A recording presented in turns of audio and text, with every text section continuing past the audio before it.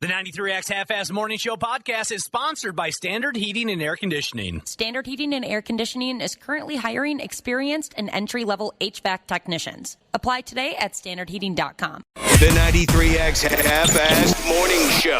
93. Max Kepler trying to save the season. Presley trying to extend it to the postseason for Houston. The 3-2. Called strike three!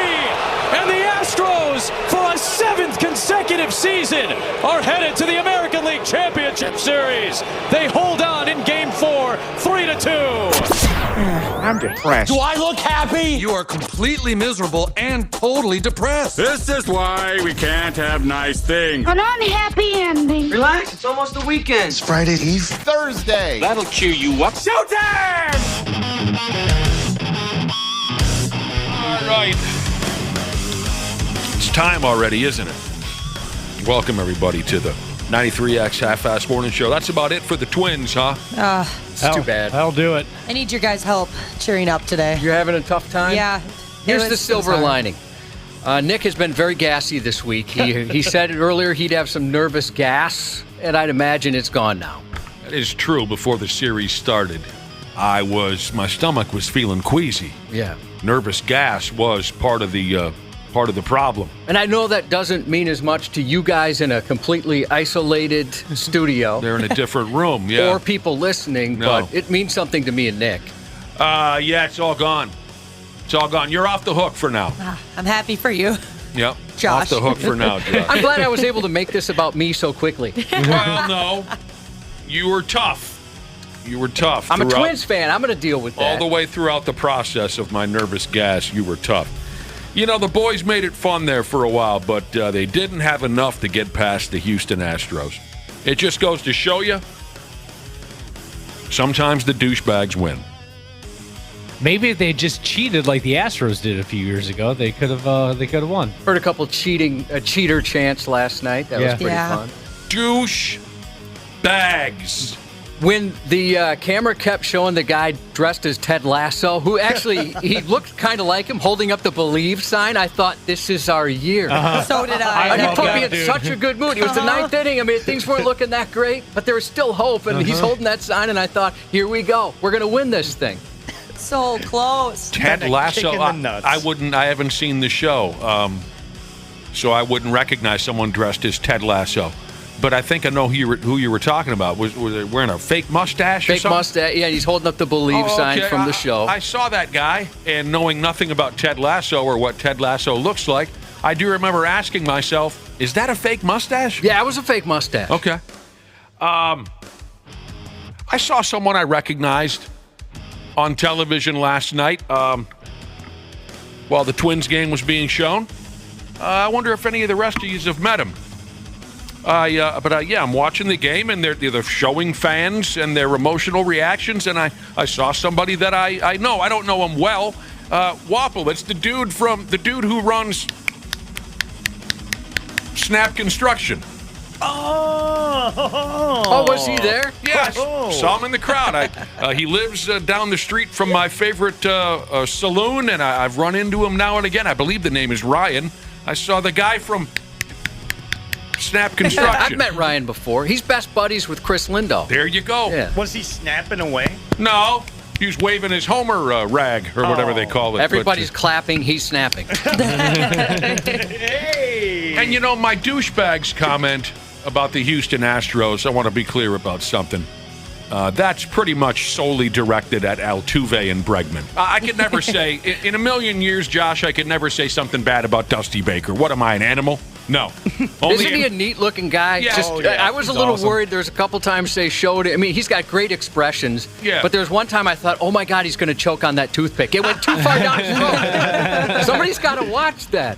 He's been orally servicing toothpicks for decades. He's quite skilled. Did you ever do that in school? I mean, I can't remember the movie. It was something that made toothpicks cool. And so we'd be chewing on toothpicks ourselves. Maybe somebody knows where that came from. Never got into it. My dad will roll a toothpick around his yap from time to time. I think it's a cool look. I find it attractive. My old man will walk around with a toothpick hanging out his yap. Boy, I'm trying to figure this out. So that you think there might have been a movie when we were young, Josh, that got a toothpick gimmick happening? Did Cobra? Yes, he did. Okay. No, that was a matchstick. It was a You're right. It was a matchstick. But that Sylvester might be, Stallone. That the might movie be Cobra. what you're talking about. Yes. It very well could be. I think that was it. Because I can't. I mean, okay, you go back to like old westerns and things like that, but I think what came to mind there was Cobra, Sly Stallone's character, with the matchstick in his yap. There's a tough guy. Was it The Outsiders by chance? That's the first one that jumped to mind. You know, Yeah, I've never same seen here. The Outsiders. Only parts of it. Oh, I've never seen watched the whole thing. Such a good movie. I've watched The Outsiders 300 times in that neighborhood, probably since 1983. I don't think anyone had a permanent toothpick in their yapper. I always thought it was like a cigarette or something. Someone had a cigarette. Kidney What? Stone Jesus mentions Uncle Buck. Flick at the bowling alley. Right. Yeah, but he almost choked on it. Remember, because he could flip it? Yes. I Almost do killed remember him. that scene. I think maybe Rob Lowe's character had a toothpick in his yap for 2-3 minutes in the outside. I think what came to Cubby's mind was Cobra. I think it was Cobra. But I'm no animal. I wouldn't say something bad about Dusty Baker. But Altuve and Bregman, this town just felt a little extra sleazy with the two of them visiting, even if it was only for 2 days. You know what I mean? Yep. F them. I hope the Texas Rangers beat their ass. But be nice to Dusty. Be nice to Dusty in the process. Speaking of toothpicks, a lot of people are talking about, hey, yo, Chico, Razor Ramon with the toothpick. Oh, yeah. All right. Well, there we go. If we're transitioning over to television wrestling, he would certainly be that guy. Hey, yo.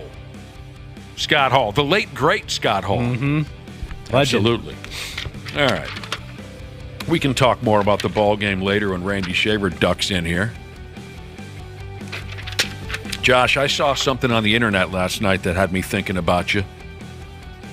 It was a tweet, I believe, a tweet or an Instagram thing. I don't know the difference, one from the other. It's just some average schmuck who posted something or another, and it has to do with Halloween, because you're all guns blazing Halloween guy the last few years. I do enjoy it. You love the decorations, and here come the kids, and we hand out and we make it the time of their lives. Here's the statement on some kind of dorky social media engine.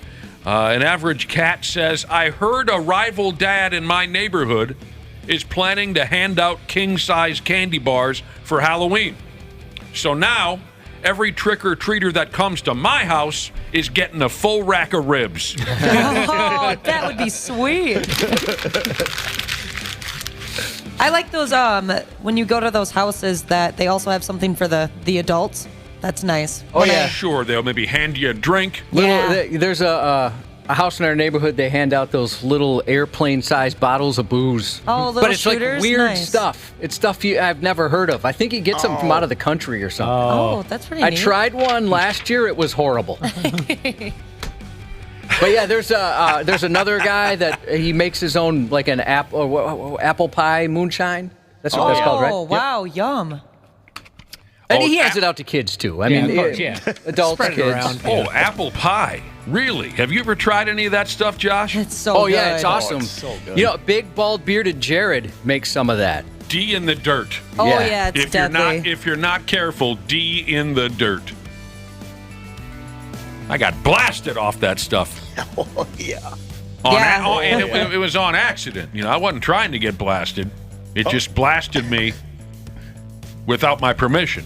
Me and my buddies were trying to get blasted on that, and mission accomplished. Yeah, I don't yeah. think you have to try too hard. No, it's like 3 Christ sips. almighty, how could you miss? There you go. Oh, now others are texting in about who this possible toothpick character from pop culture might be that Josh was trying to think of. Val Kilmer from Top Gun and his character Iceman hauled around a toothpick a little bit now. He did. I think it was before that, though, kind of when we were into it. People are saying Clint Eastwood did. That could have been it. Absolutely. He was a tough guy. I said, maybe some old Westerns. Well, there have been some good ones.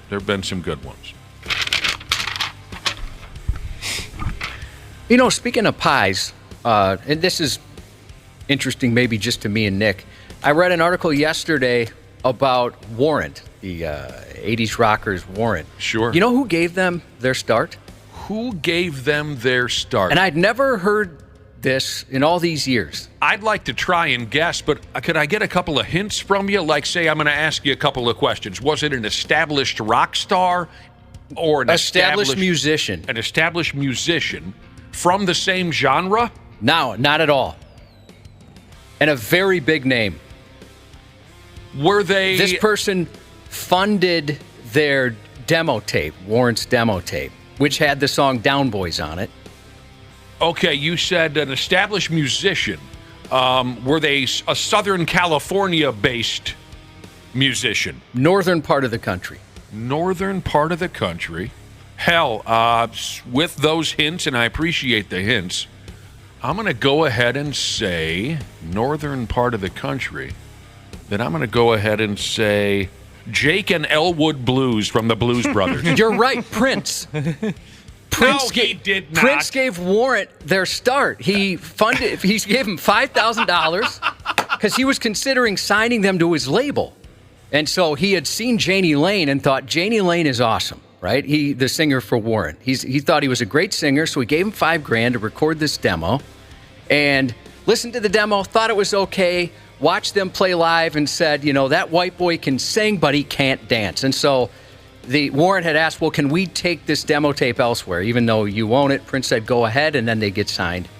And then the... Are you sure you're not mistaking Warrant for the Bangles? Oh, my God, I am. Yeah. Yeah. Okay, forget it, you guys. Yes, he was I'm mistaking sorry. Warrant for the Bangles. Yeah, a lot of people do. And also, apparently, Michael Jackson had seen Warrant live.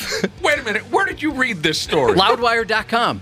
So Michael Jackson had seen them live and liked their outfits, and he went to the same design. It was the same designer where Michael's outfit from Bad, the leather outfit he wore in Bad, same designer. What?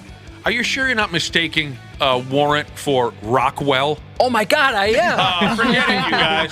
He was thinking about Rockwell. Somebody's watching me. The That's guy who Rockwell, sang, isn't it? I always feel like somebody.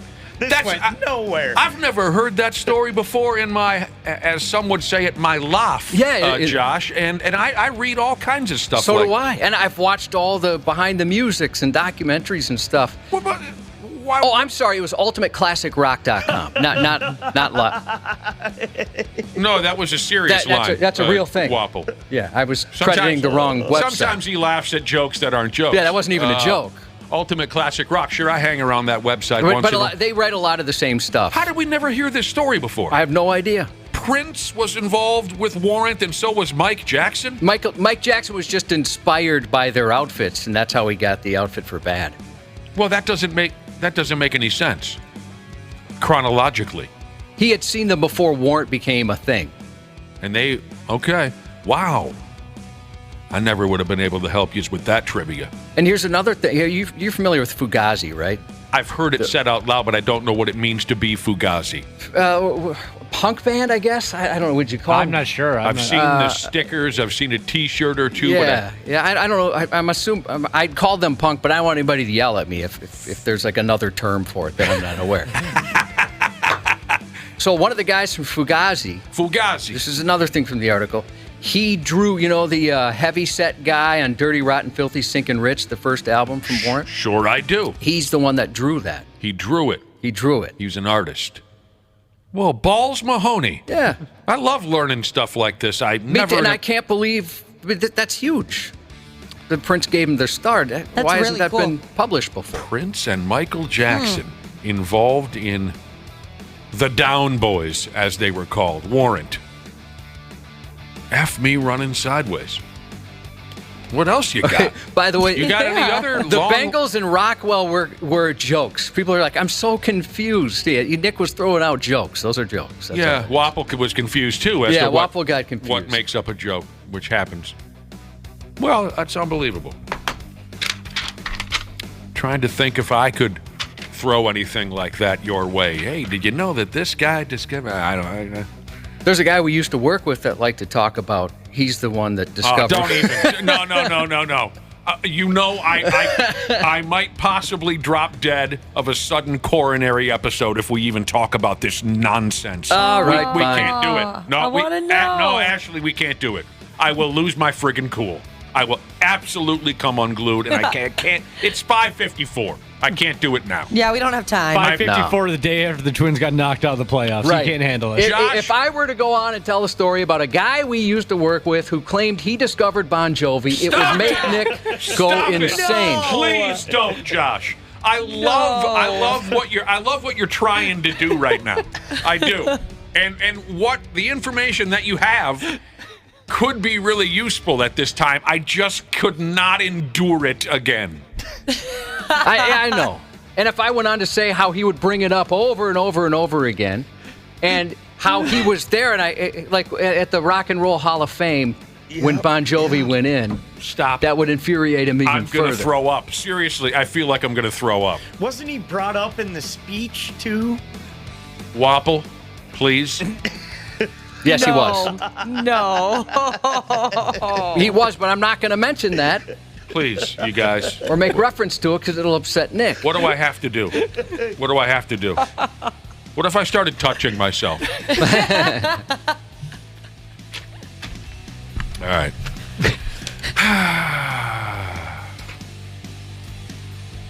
I was just reading about the stupidest Halloween costumes, just awful sounding costume ideas.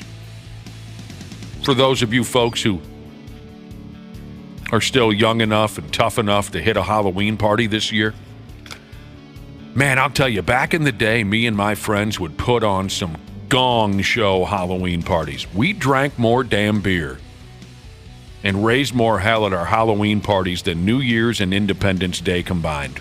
I'm throwing my very first Halloween party this, I guess, being of age Halloween party. Okay. This year, so You're I'm all super grown up excited. now. Yep. You're all grown up. You were discovered by Prince Yes. and brought to this point in your life, and now it's time to party. Your first grown-up Halloween party. Yep, costumes and all of that. I'm super excited. You know, maybe we probably don't have time for this now. Maybe we can get into it later. But just so you know, it might be fun later to talk about these just stupid Halloween costumes. There's a couple I don't get at all. Well, here's the deal, Josh, and, comedy. Wapple's showed that he struggles with it at times. Comedy. You understand being quirky for the sake of being quirky. You understand, I get the idea of intentionally having the worst costume at the party. There's a respectable gimmick in there somewhere, right? You understand what I'm saying? Yep. But I don't know. Maybe we can roll through these later and tell me if any of you would even bother going through with it, because some of them are just absolutely stupid. Well, the ones that I thought were the most stupid were where you'd have to explain to somebody what you are. Right. Versus someone going, oh, that's clever. I wouldn't have thought of that. Right. That's got to be tough. And I've seen, like I said, we used to have these absolute bananas Halloween parties, and I've seen the disappointment on the faces of some folks who had to explain who they are portraying or what they are portraying. They don't often look very pleased by that, to have to explain it. But anyway, we can get to it later. So Rider Mother Trucker Jesus said, if I see any couples dressing as Travis Kelce and Taylor Swift this year, I will punch the dude in the face. Well, you'll be happy to know you'll see a lot of them because those costumes are being sold out. Yeah, I'm sure. Absolutely. There's articles written about how good luck finding one. You're going to have to make one. I'll tell you this. I'd almost prefer talking about the Bon Jovi guy again over how many people are dressing as Travis. Get shut your friggin'... So your first real grown-up Halloween party, are we going to get an invite? Because I know Josh and I won't be there, but we'd appreciate an invite. I'm sorry. I'm the busy age that range is like... of the people that are going to be there it's like under 30, so I don't think it would be your crowd of people you'd want to hang out with. Well, they'd probably love to hang out with Josh and I, but you're right, we would probably not so much enjoy hanging out with them. Yeah. You know what I'm saying? Yeah, yep. Is your boyfriend going to be there? Yes, he is. I'm out. Oh, why?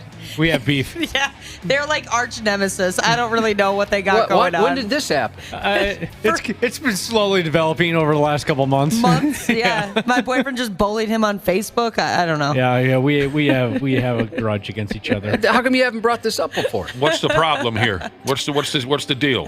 He's a dick. Does this have something to do with video games or something? No, they're just nerds. Yeah, we're just dorks. It's good natured, but we like ripping each other. I don't like that it's good natured. Yeah. Well, I hope it turns to something foul because violent? next week you'll be seeing him in person when we're at our border bash. That's right. And yeah. I hope you guys kind of get into a fist fight. That would be great. I don't know who I'd be cheering for. No, he has.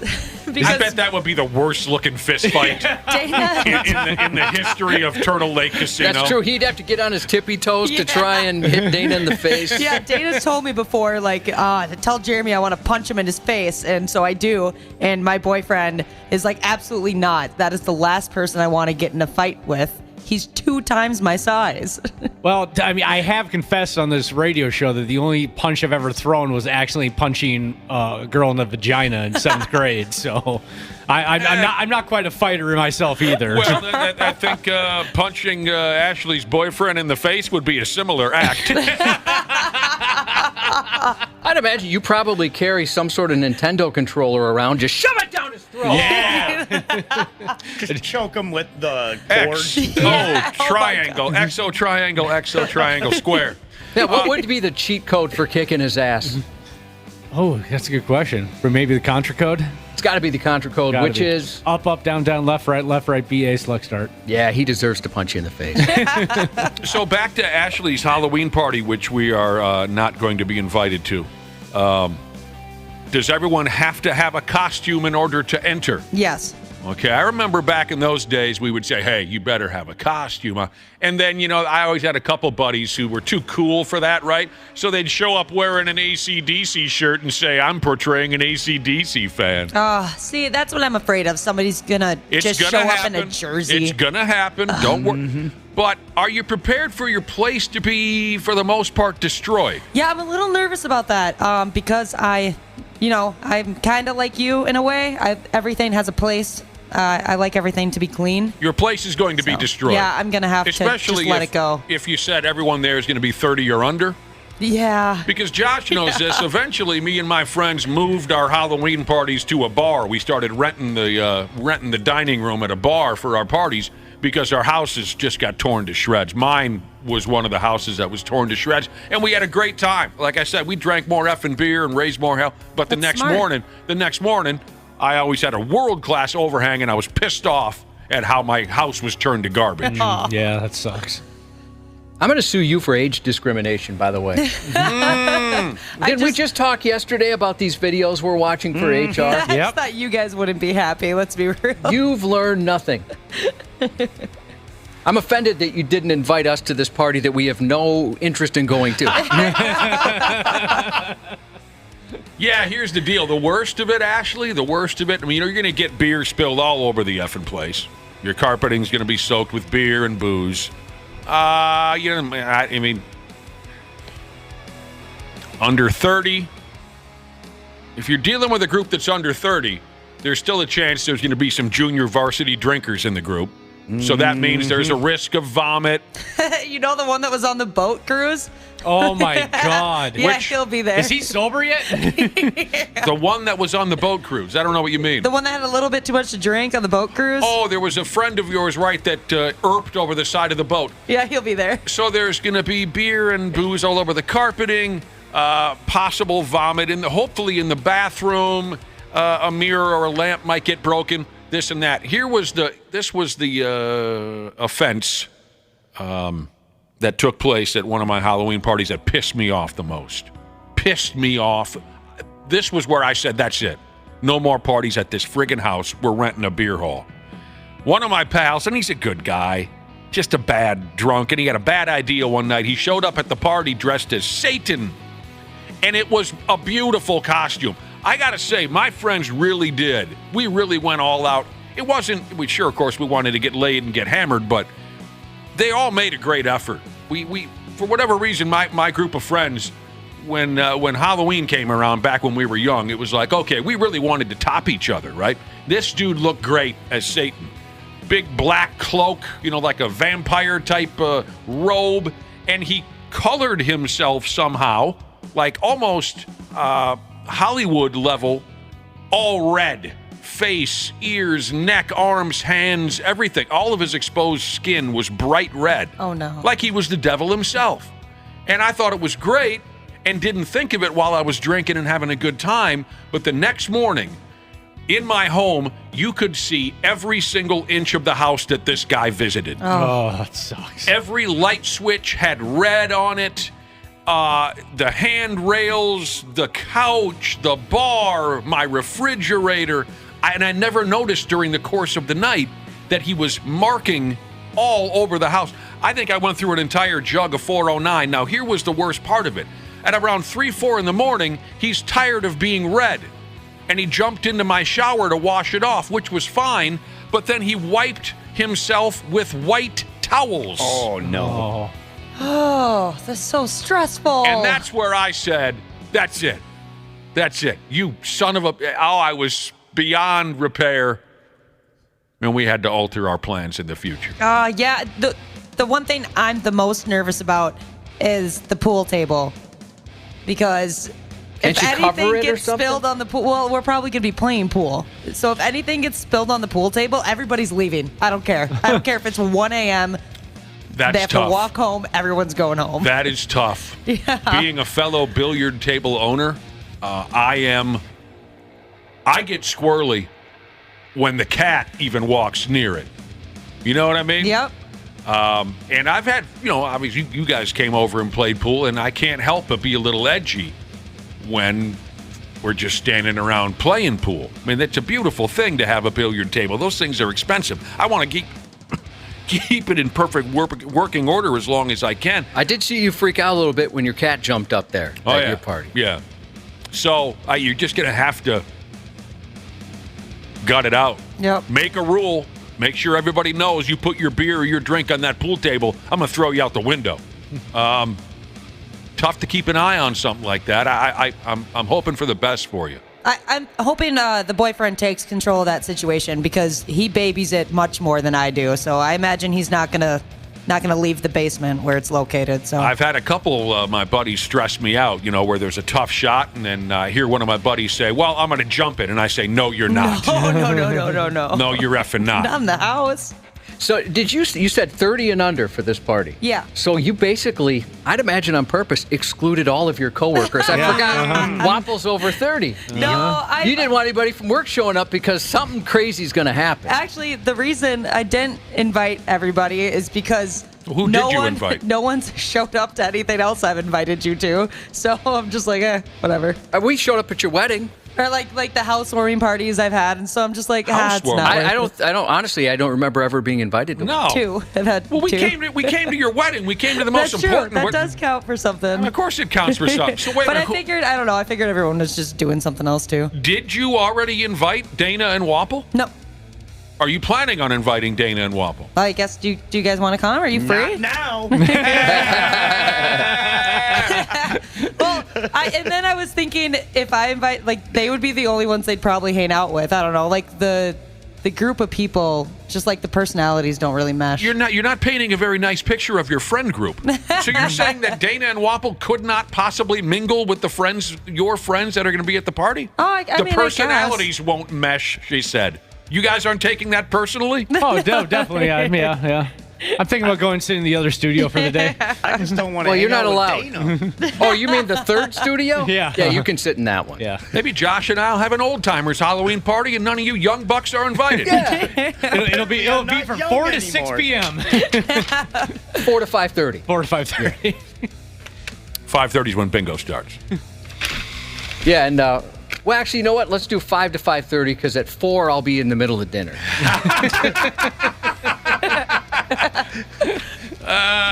There you go. Is it a fishbowl party? People want to know. No. What's a fishbowl party? We'll explain later. Oh, If you have to Dana. ask questions, bud, you don't want to know. No, I think he wants to know. We'll explain later. You never been to a key party or a fishbowl party? Oh, okay, yeah. Now that I Googled, then I do know that. You've never been. So I met Josh. No. That's right. All right, we better get moving, huh? What a hell of a deal. Here it is Thursday morning. A little bit later on, we can talk more about the end of the Twins season with Randy Shaver. And maybe we can get back to these bad Halloween costumes. See where we can go with that. Break time. Be back in a minute on the Half-Ass Morning Show. The 93X Half-Ass Morning Show. Our experienced and certified technicians at Standard Heating have been trusted to keep our fellow Minnesotans comfortable and confident for over 90 years. We're ready to do the same for you, providing comfort you deserve since 1930. And now is a great time to join their team. Standard Heating and Air Conditioning is currently hiring experienced and entry-level HVAC technicians, dedicated to improving the work-life balance of their employees by providing benefits that include parental leave and 401k match. Apply today at standardheating.com. We're all juggling life, a career, and trying to build a little bit of wealth. The Brown Ambition podcast with host Mandy and Tiffany the Budgetnista can help. I'm not here to tell you what to do, but I'm here to tell you what I would do, which is I ain't filing for bankruptcy. Unless I owed $1 million, something crazy, then I'm like, that makes sense. People be filing for bankruptcy for some old $10,000. No, there are other alternatives to filing for bankruptcy that won't curtail your ability to make money. You want to know some of them? Here you go. There's credit counseling. Brown Ambition. Wherever you listen. Stupid news on the Half-Assed Morning Show. You see this text message, Josh? Victory Motorcycle Jesus just sent me a foliage bingo card. That's awesome. So me and my new bride, as he says, can enjoy a couple's getaway to view the peak fall foliage with my very own foliage bingo card. You carry this around, and if you see this kind of leaf, you mark it. Oh, look, it's I can't read it. The print is too small. Oh, a river birch leaf. Here I go. I made it larger with my computer mouse. Basswood, sumac, black cherry. When you see these leaves, you mark them up. Eventually, you get foliage bingo. You guys, are you down with this? I'm looking. I would only be able to identify 1, 2, 4 of these leaves. There's a lot on there. Did you know a lot of these?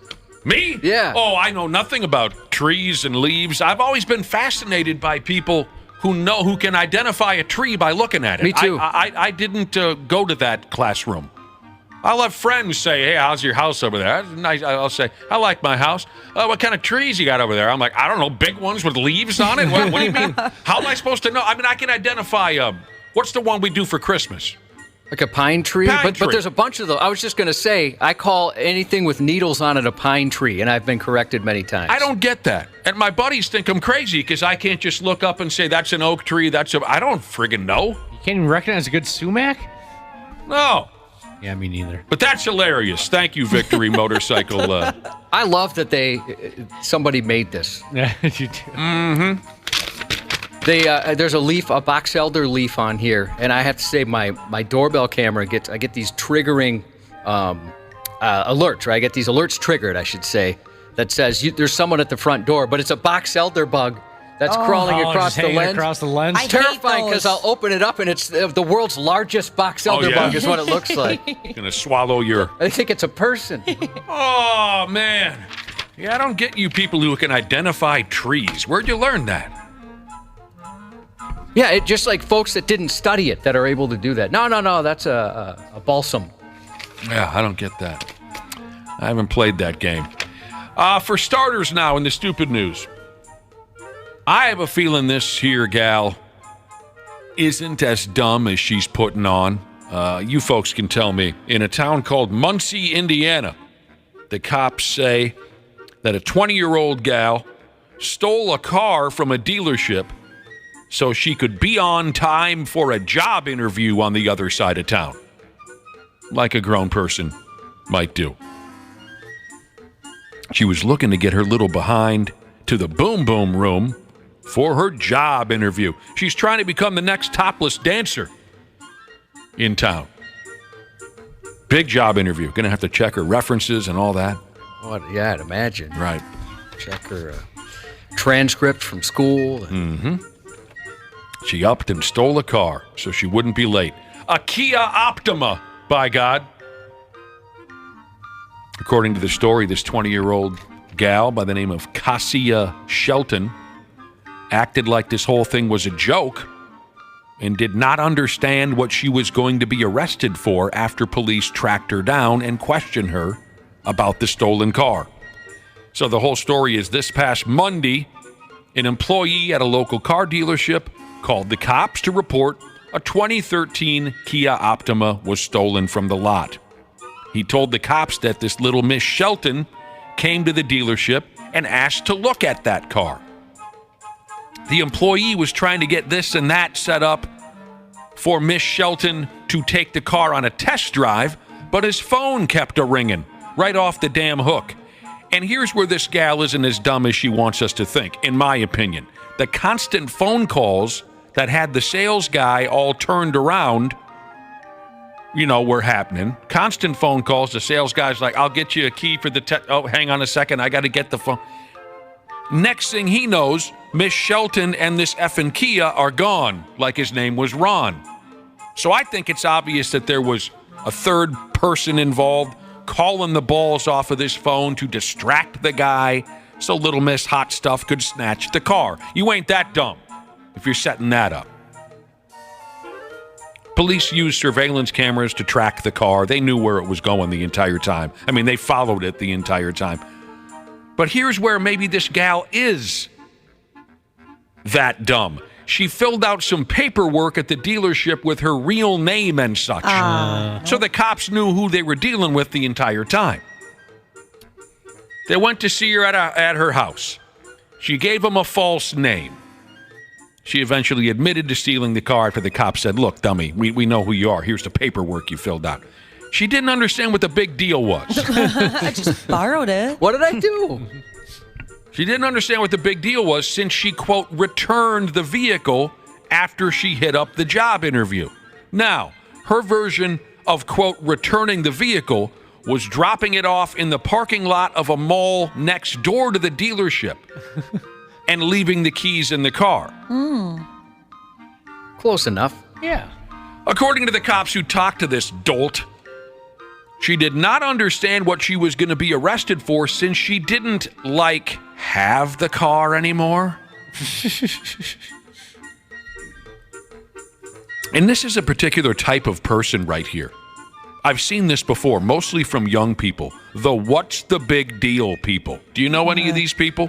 They'll break the law in many different ways, but try to defend their actions as, quote, not a big deal.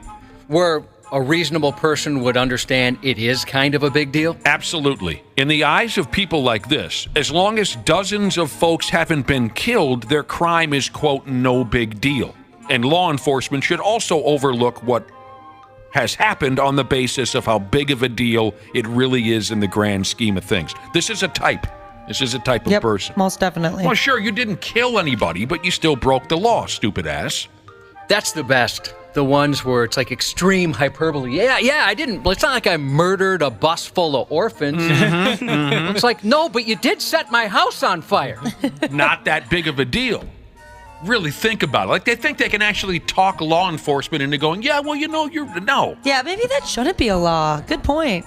She's not going to get too many shifts at the Jiggle Shack now. She's staring down up to 2.5 years in the super sexy local ladies' prison. Well, I suppose she could dance for her cellmates. Yeah. Well, she doesn't have to worry about making money.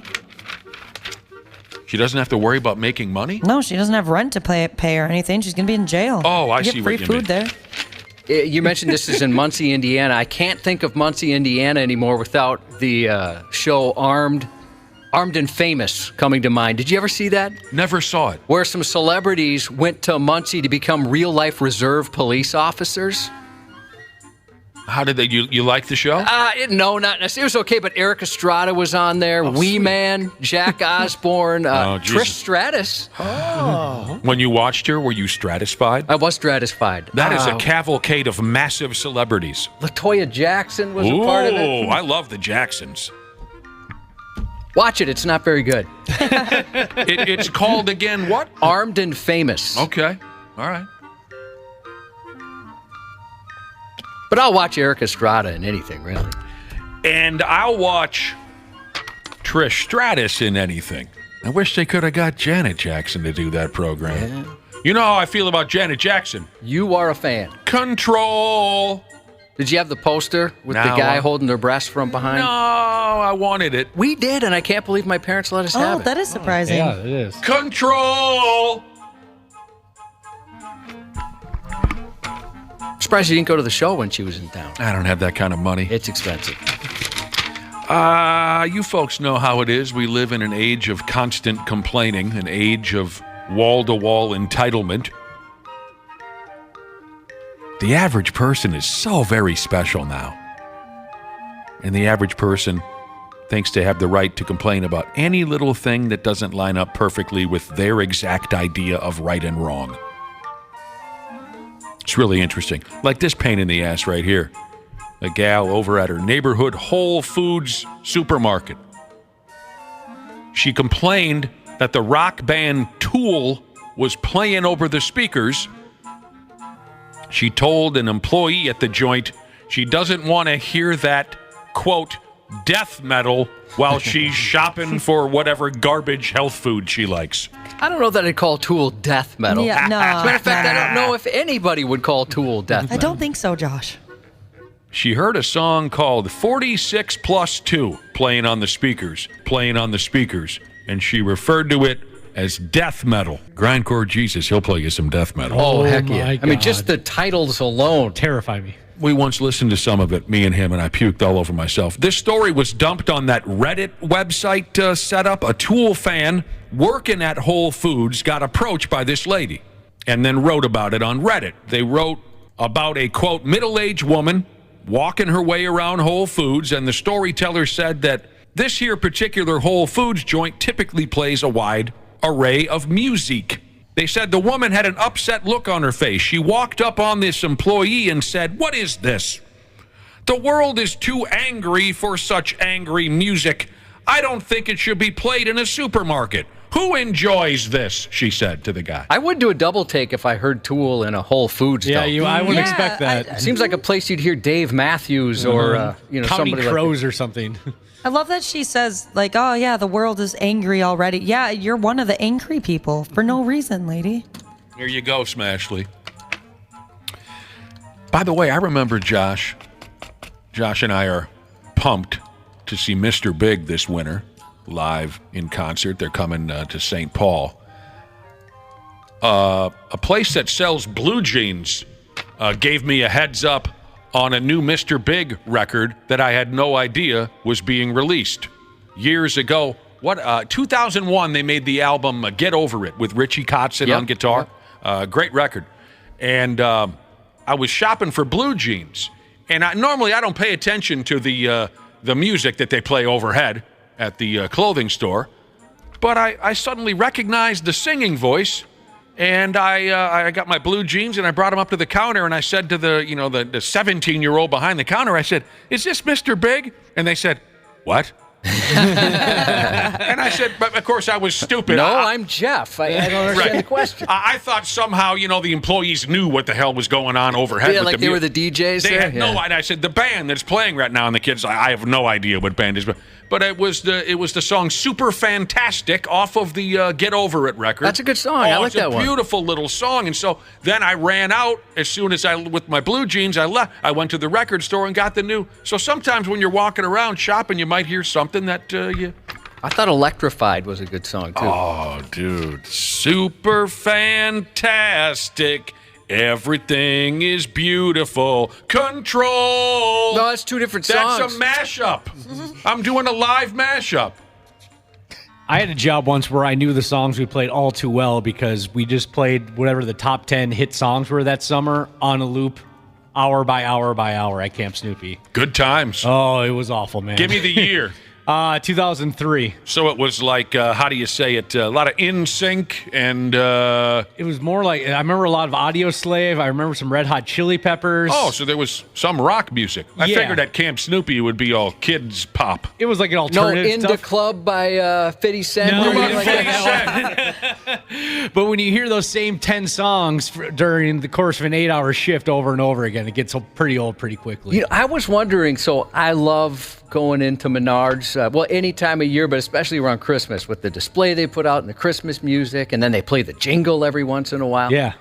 I wonder if that would drive even me nuts if I was working an 8-hour day listening to that. I don't think it would, to be honest with you. I think most people would. I think you would enjoy it the entire time. Maybe it would get to me. I used to work in retail, and during the holidays, we would have like a Christmas playlist, and I think you would love the playlist, Josh. It was great, and it took me about a week to absolutely hate it. I mean, that's the nice thing about working at a radio station, right? It's like you'll never hear the same song twice in a day. And we don't play the same stuff over and over and over. All right, back to this crabby lady who didn't like hearing Tool while she was shopping at Whole Foods. And again, as a Tool employee a Tool fan who is an employee who got approached by this crabby lady. So she said, who enjoys this stuff? He said, well, this is Tool. They're pretty talented. They actually have plenty of positive messages in their music. You have to look past the yelling and read the lyrics. So this guy kind of explained to her who Tool was, even though I don't think she was looking for that much of an explanation. But he went on to say, if you'd like to address your concern, I'd be happy to show you to the customer service counter. The gal smiled and said, well, I just don't think you should be playing death metal in a grocery store. Loudwire.com printed this story, and they said that there are a lot of different ways people have described Tool's music, but this may be the first time they ever heard someone calling them death metal. Yeah, that's a new one to me. They go on to say 46 plus 2 is one of the band's tamer songs. Now, I don't know the reference, but they say, imagine if they were playing Hooker with a Penis, which is a Tool song, or something more obscure by the band.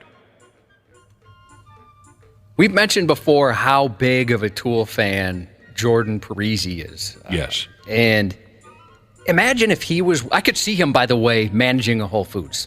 I mean, I could definitely see him, that he goes on to do that. And then eventually owning the whole company. Yeah, he'd be good at that. He would. Yeah, he knows. He's a healthy eater, too. He is. He is. If she showed up and said that to him, I would think he would say nothing, stare at her for an uncomfortable amount of time, because I've been on the other end of that. Point to the door and say, get the hell out of here, lady. Yeah, he would. You're banned.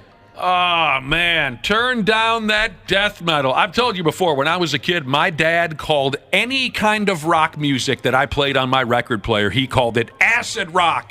Turn down. I mean, it could be Foreigner, Cheap Trick, Ozzy, Megadeth. It didn't matter. If it had an electric guitar and a guy that was singing any louder than necessary, it was all acid rock in his. If it wasn't Charlie Pride or Don Williams, it was acid rock.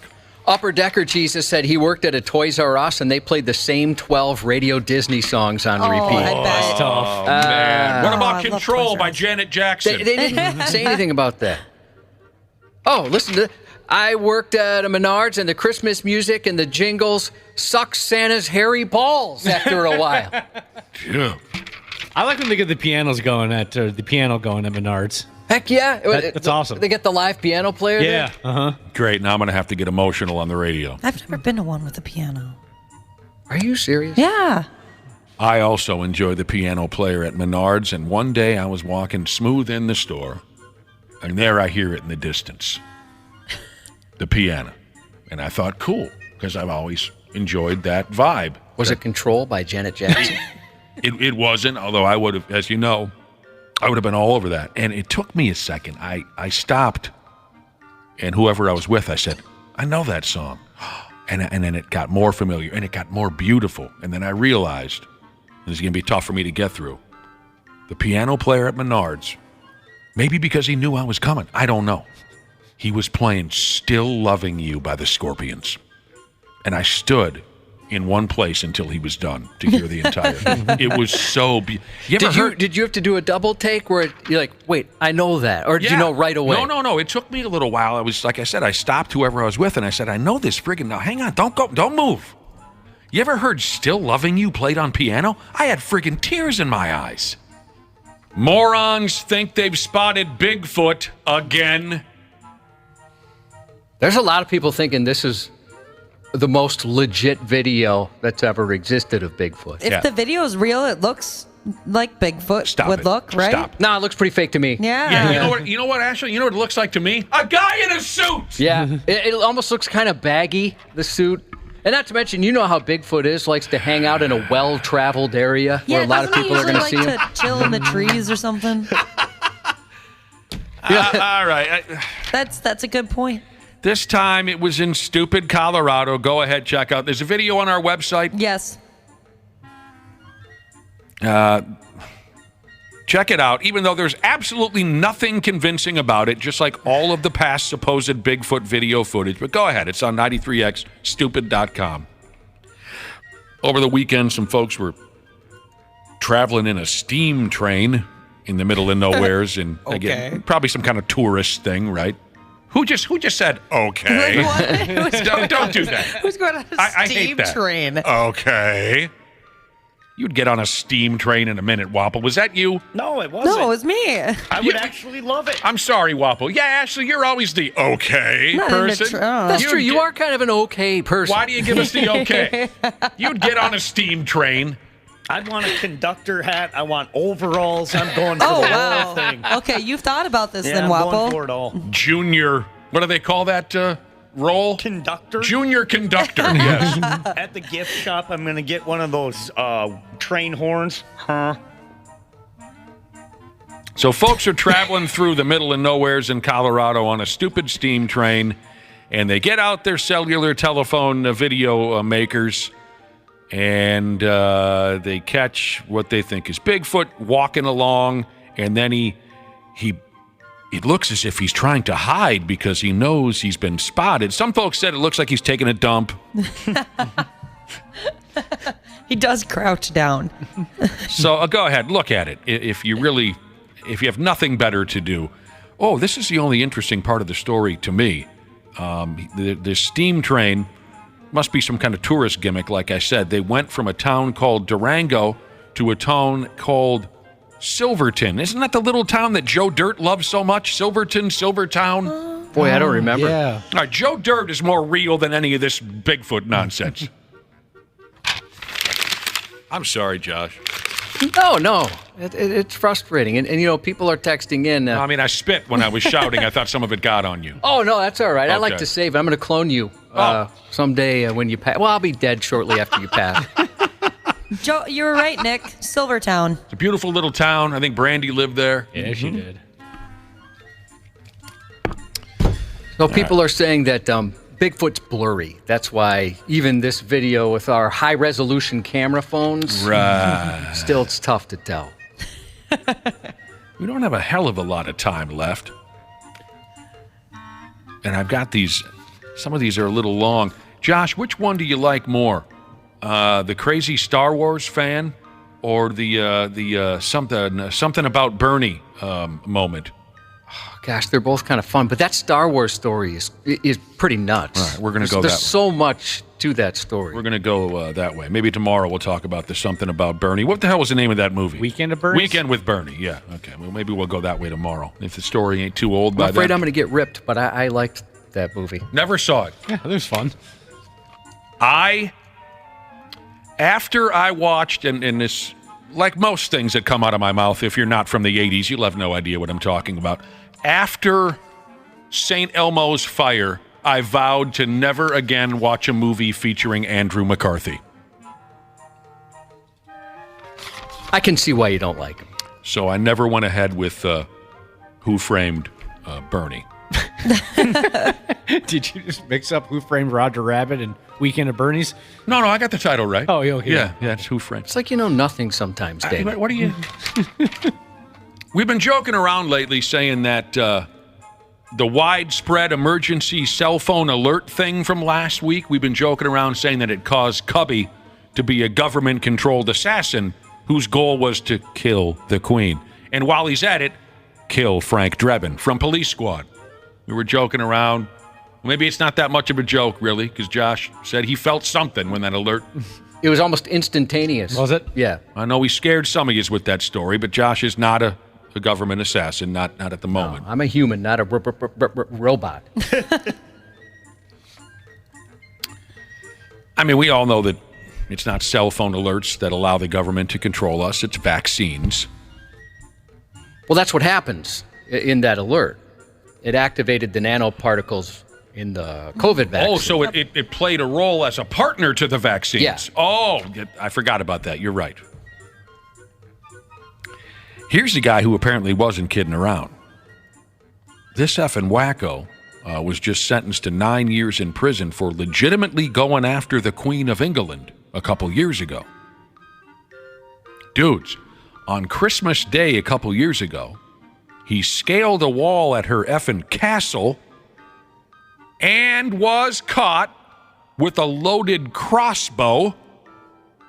They say he was looking to kill the Queen. And here's what else the story says about this crackpot. I doubt normal Star Wars, how do you say the movie again? Star Wars. I doubt normal Star Wars fans are going to like this, but the story says that this dude was, quote, Star Wars obsessed. And he says he was encouraged to kill the Queen by his chatbot girlfriend. Oh. Oh, Lord. On the day this assassination attempt was made, dude was spotted by a guard on the grounds of the castle. He was wearing a metal Dark Force mask from the Star Wars movies, and he said to the guard, quote, I'm here to kill the Queen. He then dropped his weapon and surrendered, but he said it again. I'm here to kill the Queen. This guy goes by the name of Jaswant Singh Shale. Oliver, that's like, okay. Keep going. Again with the okay. Why can't I say anything around here, Josh, without getting a sarcastic okay? I don't know. I don't know what's going on. Was that a real name? Yes, his name is Jaswant Singh Shale. He said he's wanted to kill the Queen his whole life. So friggin' frightening. It's good to have goals. He's wanted to kill her over something that happened back in the year 19 plus 19. He said assassinating the Queen was his life's mission. He'd thought about it since he was a kid. He said he never told anyone about this plan, except for his artificial intelligence-powered girlfriend. The mask he's wearing, Josh, is that just like the classic Star Wars mask, but black? It really didn't look like a Star Wars mask to me, but that's what the story says. Ashley, how many Star Wars movies have you watched? Before I watched all of the Star Wars movies before they came out with like a new Luke Skywalker. Okay. How does that feel? Does that feel all right? Does it feel good? Do you feel, yeah. It feels okay. It feels okay. Got you with that one. This kid's going to make a pit stop at a psychiatric center, and if they deem him well enough, then he'll be shipped off to the Stony Lonesome for quite a stretch of time, I would imagine. I think the odds of him being well enough are low. There's a lot going on. Yeah, Now, I mentioned his name was Jaswant Singh Shale. He calls himself Darth Shaeless. He's a Sith Lord, he says, just like that Darth Vader character, a Sith Lord.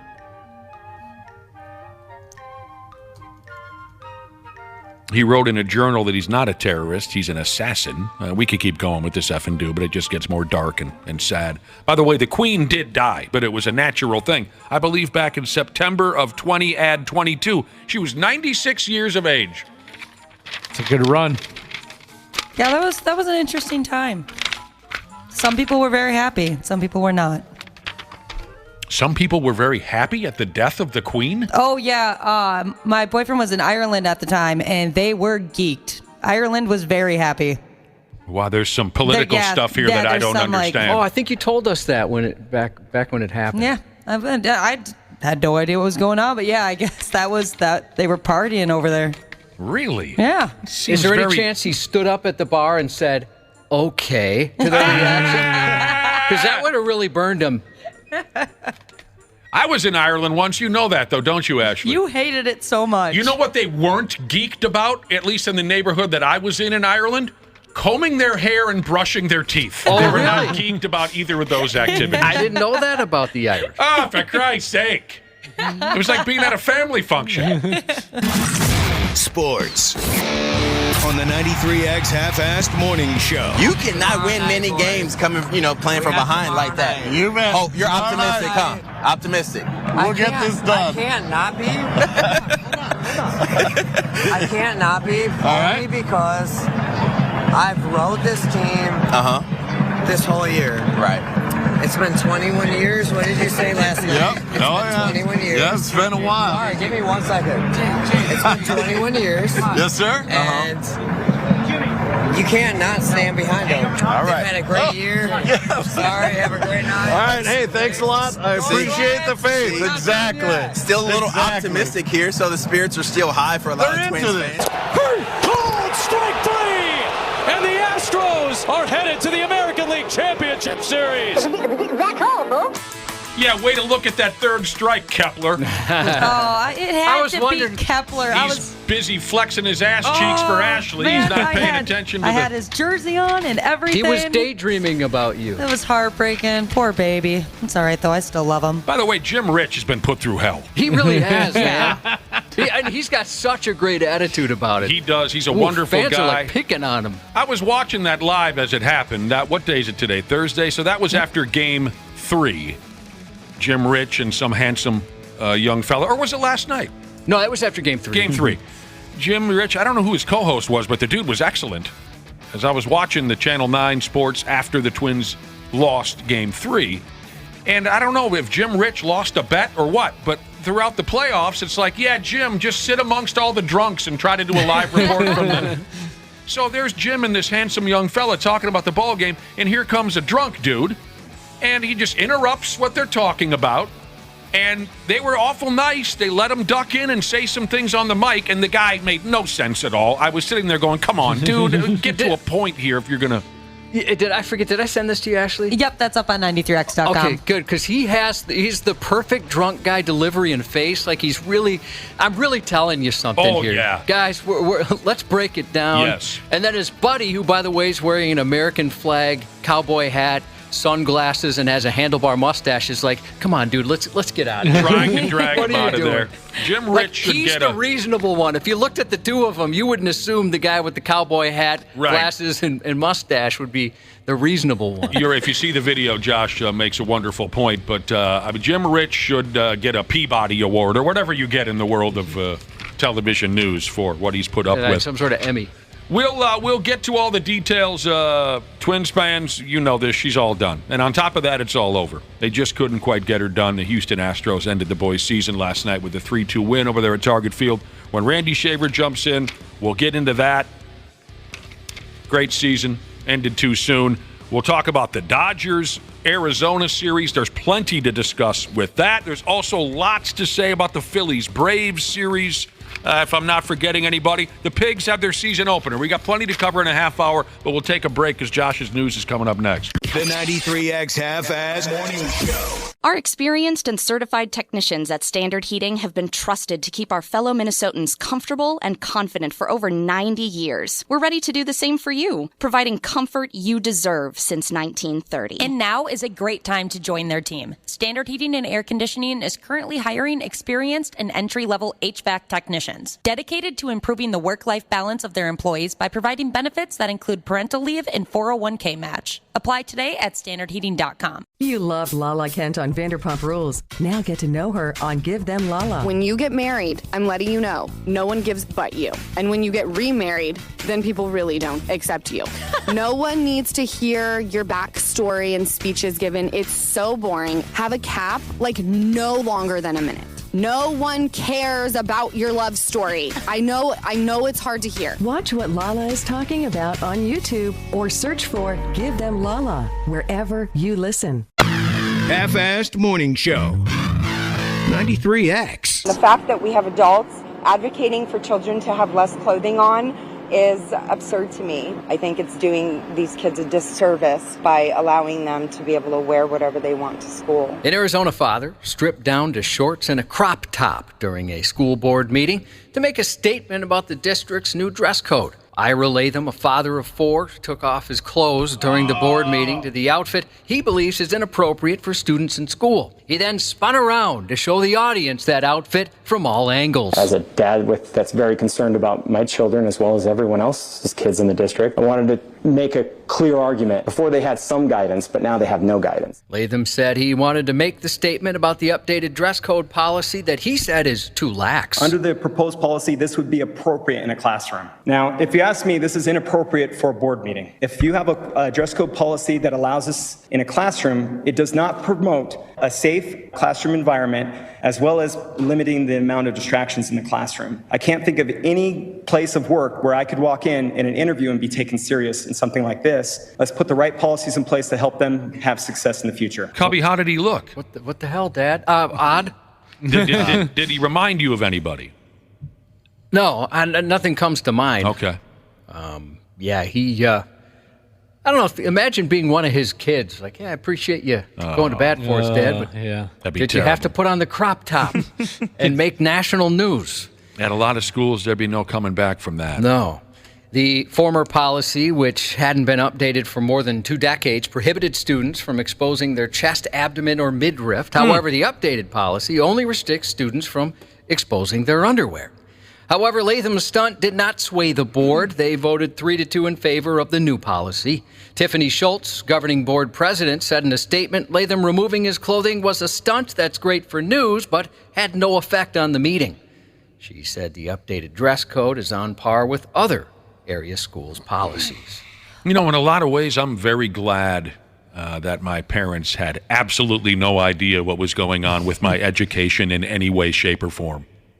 Yeah, you know, not to diss this guy for expressing his beliefs, but I think I would have been embarrassed even if my dad got up and spoke at one of those meetings. Even if he kept his normal clothes on. Right, he just went on, and my dad was a good speaker. You'd never know it listening to me, but he was. Oh. And he, you know, if he went up and made his points, maybe had some great points, really changed some hearts and minds there, I'd still be mortified and pissed that he got up there. He went to the friggin' school board meeting, Dad. Why did you have to talk? Can't somebody else do it? An Indiana man's charged after admitting to police he, quote, beat the S out of his neighbor during an altercation. This is the type of altercation I imagine Ashley could get behind. Police were called October 1st around 4 p.m. and found a man with his shirt off, appearing sweaty with grass stains on his pants. That man was identified as 22-year-old Chase Warfel. Warfel. Who immediately claimed he did it. And this is why, Ashley, I think you'd be behind it.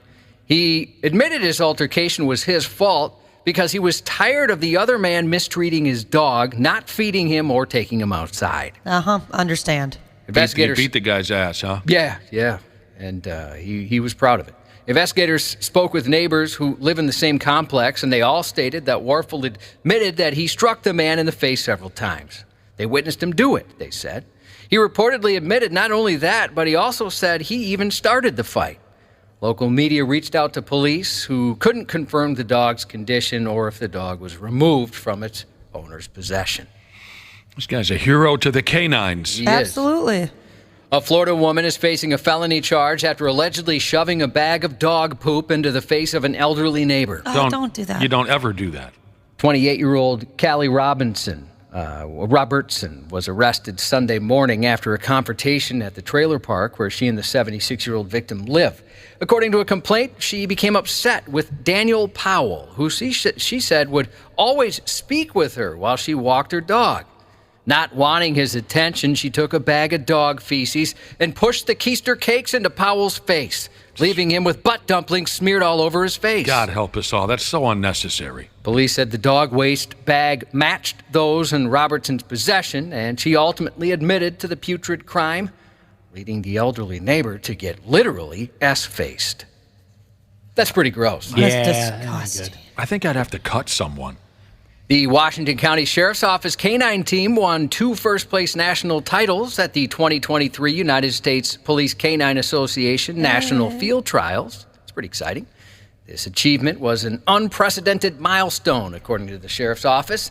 Over several days of competition, K-9 Hucker proved to be the top dog in the nation with an overall score of 99.43. Over 80 teams were in the competition, which was held in Alabama. Hucker's a good dog name. I like that. I hadn't heard that before. Me either. Yeah. Hucker? Is that what it is? Hucker? Yeah. Mm-hmm. Hucker, Bo Bucker. Finish it, Wapple. It's no longer just the residents that make people uneasy. Some raccoons in Burnsville are exhibiting odd behavior, and officials are asking people to stay away. Burnsville Animal Control has seen an increase recently in raccoons that are behaving oddly, a press release from the city said. The raccoons have been staggering, having seizures, are unafraid of their surroundings, and lying or slumped for extended periods of time, and they're even allowing people to approach them. Sometimes you see them acting just kind of dopey. They might sit in the middle of your yard in the middle of the day with people all around and not seem to care at all. People are advised to stay away from the raccoons or any wildlife they encounter and to protect children and pets from approaching wildlife, the release stated on Tuesday. It's Burnsville, right? It is Burnsville. Well, then these raccoons must have found a bag of drugs or something. Yeah. Did they find a bag of drugs? It's very possible. Oh, really? It's Okay. not tough to find. No. Burnsville Animal Control has noticed an unusual number of sick raccoon reports since July, noting it has taken 39 such reports as of Tuesday. That's really interesting. I wonder what the hell's going on. I'm honestly sticking with they found a bag of drugs. Well, they said it's all over the city. It's not, just in one area. So maybe there is that much drugs just discarded in Burnsville. I'd want to be drugged up if I was living in Burnsville. I also don't need a press release telling me to stay away from Burnsville. I'm doing just fine on that on my own. Yeah, to be specific, stay away from the raccoons. Not necessarily Burnsville. I can't help it, though. I kind of want to have an encounter with a drunk raccoon or a drugged up raccoon. I want to see what this is all about. Additionally, the city of Minneapolis sent out a notice last week warning the public about someone pretending to be an animal control officer. Minneapolis Animal Care and Control was informed about a scam where pet owners were being called and asked to pay $1,500 for an emergency surgery for their pet being held at the facility. Minneapolis Animal Care and Control states their officers will never ask for payment, accept payment for fees or citations, and always have city-issued identification. The city is asking the public to report any suspected scams by contacting Minneapolis 311. Man. I mean, they're pretending to be animal control officers now? Effing scam artists are covering everything, aren't they, Jack? Yeah, I don't know if it's like pure genius or they're just running out of ideas. Yeah. The cop thing's been done. What else can I do? I'll be animal control. How about a crooked DNR officer? And I understand you have some weeds hanging off the prop of your boat. That's going to cost you $3,000. I'll give you an address. Please pay that in Apple iTunes gift cards. An Arkansas state trooper initiated a textbook pit maneuver during a speed enforcement campaign last month. But unfortunately, he pitted the wrong vehicle. Oh, no. And now that pit maneuver, done in error, resulted in the trooper's letter of retirement. According to the Arkansas State Police, troopers were pursuing 2 vehicles traveling over 100 miles an hour on an interstate September 10th. Authorities stated around 8:30 p.m., Corporal Thomas Hubbard did a tactical vehicle intervention on a vehicle, but in error, he got the wrong one. Police said one of the vehicles being pursued and the vehicle that was stopped in error were both white 4-door sedans. That's just negligence, right? Like to drive up on a car and not be able to check a license plate or not be able to check other circumstances to make sure you're pitting the right car. Luckily, the driver and passenger were not injured and both declined medical treatment. Hubbard's supervisor immediately requested an internal review, and he submitted his letter of resignation. Oh, man, that sucks. Oh, that really sucks. Some crew members of the band Shinedown shared a scary incident in which they were pulled over by police in Arizona with guns drawn. Explaining how things transpired, the band's photographer said they noticed an officer started get suspiciously close to them. Then the cop pulled them over. He said, "We were all absolutely perplexed regarding what in the actual hell just happened." He said, "We saw traffic had been stopped in the opposite direction by an officer, along with at least 8 cop cars now behind us, requesting all hands to be placed on the windows. With guns drawn directly at us, one by one, we were asked to walk backward and then cuffed," he said. So why, Shinedown crew members, why were they detained? The car they rented from the airport had stolen plates. Well, you can't make this up. We just had 10 cop cars pull us over because the rental had stolen plates. Avis, thanks for that. I was handcuffed. My colleagues were handcuffed. The band's photographer went on to say, "Once all the officers saw we were calm with the situation and not car thieves, we were told the situation and all the unfortunate we all had an unfortunate laugh about the whole thing. It's never a dull moment," he said. That's pretty damned exciting. While fine with their treatment by police, they weren't too thrilled with the rental car company. I bet not. Well, I guess it can happen to anybody. A man in Florida who'd been convicted of 29 felonies has made it to 30 after he shot down a drone he said was harassing him. Unfortunately for the felonious fella, that was a drone the sheriff's office was using at a crime scene. Lake County Sheriff's deputies responded to a burglary at a 10-acre property using a drone to help search until it was destroyed by gunfire from a neighboring property. That deputies went next door. They found 52-year-old Wendell Gooney, and he admitted that he had just shot down the drone with a .22 caliber rifle. He then admitted to deputies that he could not lawfully possess a firearm because he was a convicted felon 29 times. You're doing a great job there, Wendell. Authorities checked the records and indeed found 29 Florida felony convictions. They included crimes such as aggravated assault on a law enforcement officer, resisting arrest with violence, drug possession, burglary, and possession of a firearm by a convicted felon. He's a genius, this guy. Can't learn a lesson. I'm curious what the record is. There has to be somebody that beats 30, right? For felonies? Yeah. How do you stay out of prison? Yeah. I mean, he's obviously gone to prison, but 30 felonies? I have no idea what the record might be. Crazy. Las Vegas police arrested a man accused of spraying bear deterrent in 5 different businesses before robbing them while wearing a gas mask. August 28th, about 6:40 p.m., a man walked into a restaurant carrying a bag and wearing a mask. He asked the workers for access to the bathroom. Short time later, both workers began to have trouble breathing and exited the business in order to breathe before calling 911. Once he saw the workers were gone, he went to the cash register and took it. Around 3 a.m. the next day, the same man entered a taco shop, asked an employee for access to the bathroom. Moments later, employees could hear spraying coming from the restroom area and began to cough uncontrollably. Both employees left in order to get fresh air. While outside, the employees saw the man leave the bathroom, now wearing a gas mask and gloves, holding a large aerosol canister. The man proceeded to destroy the cash register and grab about $350. September 28th, he walked into a sandwich shop. Like all the other robberies, he went to the counter and asked for the key to the restroom. A short time later, a customer told employees that a man was spraying something in the bathroom. When one of the employees confronted the man, he pointed the spray at the employee and sprayed him right in the face. Oh, no. From outside, the employees could see the man drop the spray, take the cash drawer, and leave out the back door. The series of robberies was then nicknamed Spray and Pray, P-R-E-Y, Spray and Pray, on at least 2 other occasions late last month, once at a coffee shop and again at a restaurant. The man's accused of the exact same routine as the previous incidents. The 27-year-old was arrested October 1st. That's quite the crime spree, I'll tell you that. Without a doubt. Yeah, without a doubt.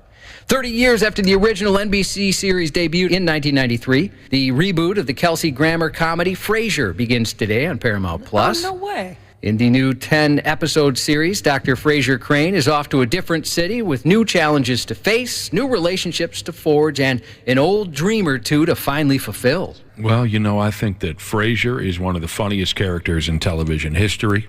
I loved that show. I imagine his dad would be dead at this point. Yeah, I'm not too sure. I'm not sure. I'm guessing. Does anyone know Probably, if is Niles hanging around? What about Roz? And sounds like his son Frederick is.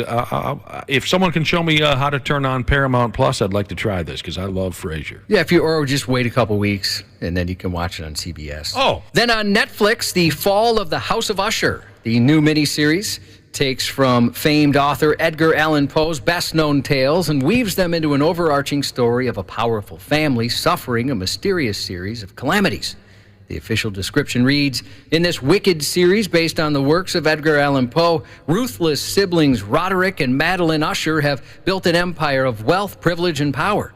But past secrets come to light when the heirs to the Usher dynasty start dying at the hands of a mysterious woman from their youth. On Prime Video, the streaming premiere of The Burial, the Jamie Foxx and Tommy Lee Jones legal drama, was released in theaters last week but is now available at home to Prime subscribers. Jimmy Kimmel has Josh Duhamel. Stephen Colbert has John Mulaney. Hugh Jackman, a.k.a. Wolverine, 55. Happy birthday to 202 Millwork Jesus from Chocolate Sunshine Butt Plug Jesus. And that's 93X News. Care 11's Randy Shaver. If you see him, do not approach him. He is considered extremely dangerous. His depravity knows no bounds. I mean, this is someone who has nothing to lose, so I don't know what he's capable of doing. On the Half-Assed Morning Show. It's always frustrating when your favorite team loses, but I mean, it was a fantastic season. We've got some great young talent coming up. You know, I'm proud of them, and I'm really excited for the future. I thought our players got better through the year. The team is hungry in a way that I don't think we probably even were before. They love to work. And when you have guys that love to work, you're capable of more. You get a taste of something like this. You show this to people, what this looks like and what it is. You know, we're not that far from playing in the World Series. I'm going to miss all these guys so much. I wasn't ready for this at all, you know. I was expecting to go a few more weeks at least and then party into the offseason, but we'll get them next year. They didn't go our way, so we got to get better this offseason and show up to spring training ready because we're going to compete against those guys again. You know, it's hard to lose in front of all these fans that came out and supported us. Happy to play in front of them, and it's very disappointing to lose because I feel like we're just as good as they are. That was like the greatest gift of my time here, being part of the Twins community, the Twins territory, getting to be a part of this organization. It hurts now, but I know like it's going to lead to many, many wins and great things in the future. That's quite touching. It is touching. Who was that said they're going to miss their teammates and they don't want to leave yet? Royce Lewis. That was Royce Lewis speaking voice. I didn't expect to get this sad. I really did. A bummer. I did. Randy Shaver. I did. Yeah. Ashley knew it was coming. We could use you today, Randy I'm Shaver. sad all the time. We could use that father, or these days, that grandfather figure, Randy Shaver. We could use that I'm here. To help some of us get through the closing out of the Twins season and tell us everything's going to be all right. Honestly, I think everything is going to be all right. I'm hopeful and curious to see where this team will be 2 to 3 years from now. And you've got guys like Brooks Lee, who's sitting in AAA, ready to make the jump to the majors. And you got a lot of young players who got great playing time this year. Julian. Royce Lewis, Julian. Wallner. With a full season.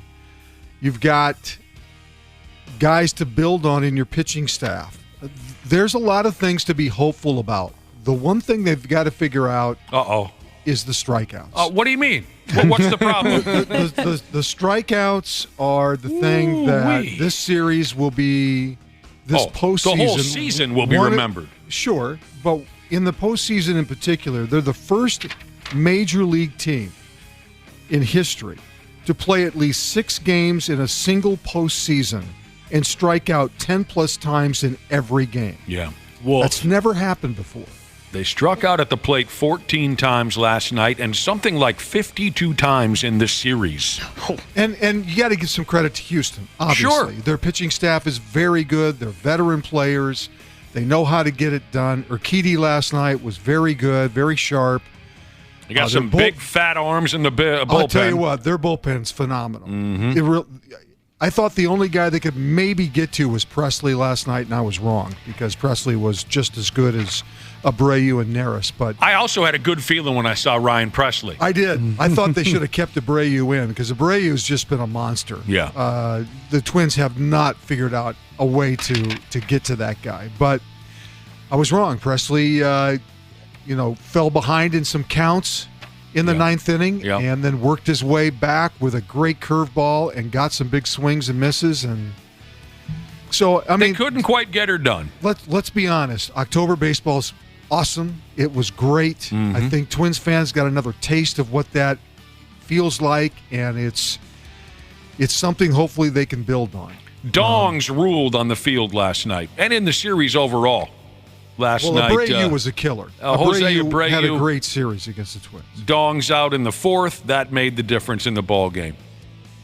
He hit one that counted for 2 runs off of Caleb Thielbar. Michael Brantley launched one off of Joe Ryan in the second inning for the Twins. They got solo shots from Lewis and Julian. Right. And, hey, after Abreu went yard, the Twins' bullpen was terrific. They were. And, a lot of people, I think, would have said, okay, this is going to be a mess when you take Joe Ryan out after 2 innings. But to be honest with you, the Thielbar pitch that gave up the home run was really the only problem for the Twins in that stretch. They didn't. The bullpen didn't walk anybody. They only gave up 3 hits. 4 hits. Look very sharp. So the game plan to only pitch Joe Ryan, as unconventional as that sounds and looked last night, actually did work. It put them in position to win. They needed that big inning where the line keeps moving, and they couldn't come up with that. Not in Game 3 or Game 4. Yeah. And credit to the Astros bullpen, like you said, Randy Shaver. Hell, we even saw Byron Buxton last night. We did. That was pretty cool. And I guess I'm kind of wondering, is that the last time we'll see Byron Buxton? Well, that would make me even more sad than I already am. Boy, Pablo Lopez and Royce Lewis just sounded so heartbroken. I didn't know you had that audio at the ready, Josh. That struck me. Yeah, I think they thought for sure they were going to keep going. I think there's a lot of confidence last night that they had a great chance to get to the Astros. Urquidy did not have a very good postseason record coming into that game last night. He was a beatable pitcher. But all of a sudden, that curveball was snapping off like an effing firecracker. Yeah, he was very good. It was a fun season. And once they get to the 6th inning, that bullpen for Houston is just really good. So. The boys had a great second half of the season specifically. They gave it all they had. They did. If you asked me before the playoffs started, I kind of had that mindset like a lot of Twins fans. Just win a game. Just let's end the streak, just win a game. But once I got that taste of blood, man, I want more of it. I hear you. You get that hit. You get that hit or whatever that is, and you want more. The Astros are on to the American League Championship Series for the 7th time in the last 7 years. It'll be an all-Texas gangbang, Astros and Rangers, and the ALCS will begin Sunday in Houston. Go Rangers. Yeah.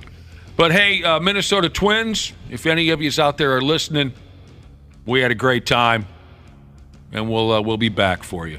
No question about it. If we could get friggin' Kepler to get his mind off of Ashley, for Christ's sake. That's all it was. Maybe he doesn't watch strike 3 go by in the damn Game 4 of the ALD. He knows what he did. He needs to focus. He was thinking about I told Ashley. him this, but he can't was thinking stop. about Ashley's sexy Halloween costume that she described to us a couple days ago. And he lost himself for a second. But we love the strudel. Could be the last time we see Buck in a Twins uniform. I didn't need that this morning, Randy. He's one of the coolest guys in town. He's 29 years old. He did not play an inning in the field this year. We understand. He was hurt once again. I don't know what the future looks like. But like Josh and I always say, how cool that sumbitch is. This town will be a lot less cool. It will. We need him. It's always in our mind. Oh, now I'm fading here. Oh, no, I got it back. In our mind, the 2 coolest guys in town are Byron Buxton and Anthony Edwards. By far. So if Buck Justin leaves Jefferson would argue that. He's not nearly as cool. Well, he's an incredible talent, but we're talking just cool. We're talking just cool. It doesn't matter what these guys did. Edwards is clearly. Oh, yeah. And he's hilarious. Yeah, absolutely hilarious. So we don't want this town to lose any of its cool. We lose Buxton or Edwards, we're going to lose some of that vibe. Well, you're not going to lose Edwards unless you screw something up terribly to lose Edwards. Well, sure.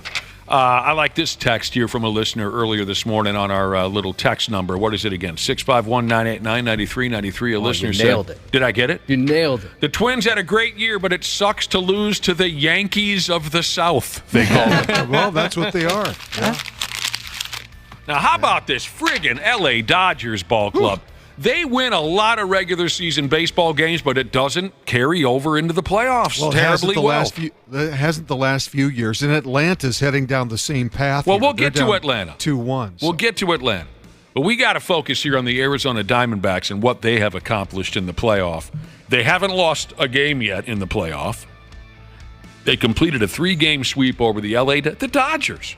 Who won, 100 and how many games? 116? 16? Yeah, that was wrong. No. Excuse me, I misspoke. I don't. Go ahead with the audio because it's fun.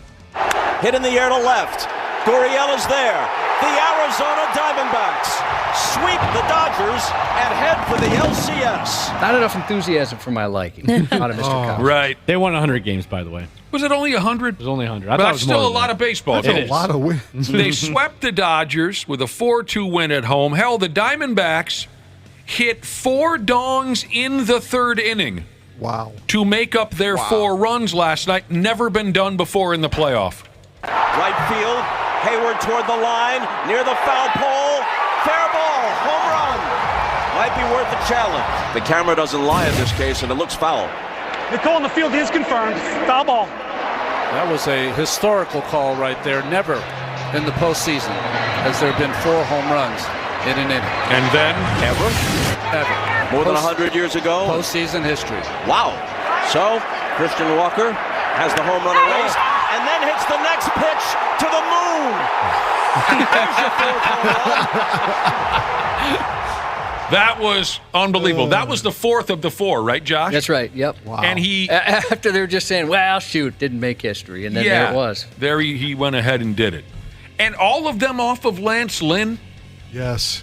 What am I? Is this the liquor talking, or was Lance Lynn at the Twins game a couple nights ago? Would that make any sense at all? I don't know. I didn't see him there. I want to say Game 3, which was Tuesday night. The Diamondbacks had a friggin' night off, and Lance Lynn came up here to watch the Twins game. Are you thinking of Ginger Lynn? No, I'm not thinking of Ginger. Since when have you not been always thinking of Ginger Lynn? You're right. Most days I do think about Ginger Lynn, but not in this particular case. Again, it could be the liquor talking. The Diamondbacks players are doing cannonballs into their right field swimming pool after they won the game. You know, they got that swimming pool. They loaded up with strippers and whatnot to try to get folks to come to the ball game. The Diamondbacks players climbed over the right field fence and they all cannonballed into the pool. Some of them were making out. What? Whoa, wait, what? It's the first team. Is there video? First time that they'll be visiting the National League Championship Series since, I think, 2000+7. That's great. Yeah, good for them. And like I said, the Braves are on the verge of possibly getting eliminated by the Phillies. They're down 2-1. And, okay, real quick. Here's what happened. Eastbound at Sundown Jesus is telling me this. The other night when the Twins were playing the Astros, Game 3, they showed a suite that featured a bunch of Twins greats. I think Rod Carew was up there, Joe Mauer was up there, and there was someone sitting next to Rod Carew that looked a lot like Lance Lynn, and Adam Wainwright made a joke and said, that's Lance Lynn. It wasn't. It just looked a lot like him, and I fell for it. I think that's the explanation why I thought Lance Lynn was at the Phillies Braves. Okay, Randy Shaver. Phillies blasted Atlanta 10-2, and the Braves are on the verge of getting shown the door. They play tonight at 6 o'clock. They play Game 4 tonight at 6 o'clock in Philly. Right. I mean, arguably the Dodgers and the Braves were the team that probably had the best odds to get not only into the World Series from the National League, but win the World Series overall. Right. With the lineups that they both have and the pitching staff they both have. So for Arizona to upset the Dodgers is a great story, but Phillies have that opportunity as well. So I mean, all that was just heart and nuts. I mean, that's all it was. I mean, that's what the postseason's all about. Heart and nuts. Now, did you see what went on? I love October baseball. Did you see what went on with Bryce Harper and how do you call it, Orlando Arcia during last night's game?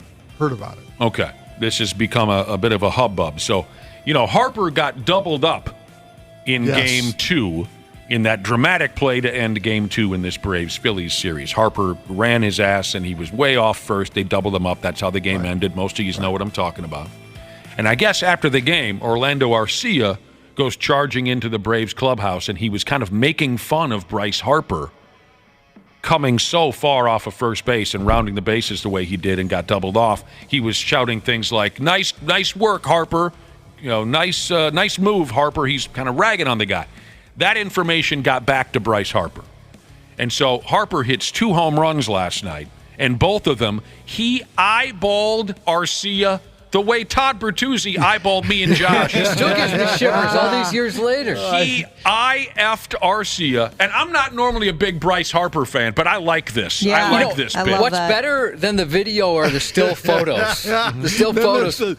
There's a sign in the stands, too, that says Attaboy Arcia, and they have his stats through the series. For the postseason, he's batting 143. There was a story attributed to some writer who said he overheard Arcia say something in the locker room that was disparaging about Harper after Game 2. There's no proof that it was even said. Even the writer said he wasn't sure that's what he said. But Harper's taken it to heart, and he's been glaring at Arcia as he rounds second on both homers. It was something that was turned into something that it was never meant to be. And even if that were the case, okay, so they enjoyed the fact that they doubled up Harper to end the ball game. Heaven forbid they showed joy in doing that. Yeah. But when you're a competitor, you're looking for anything to drive you, and that's what Harper has done. That's the Braves announcers. They were not pleased with Bryce Harper. Okay.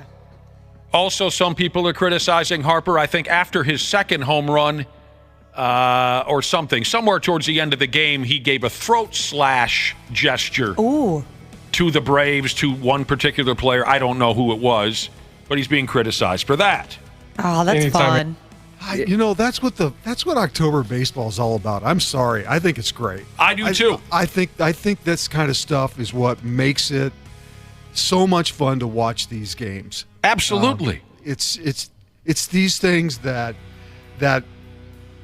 you'll probably remember this kind of stuff more sometimes than you do the actual what happens in games. I couldn't agree more with everything you're saying. This is what builds rivalries. Exactly. Anytime anybody says something, right? I mean, that's what it's all about.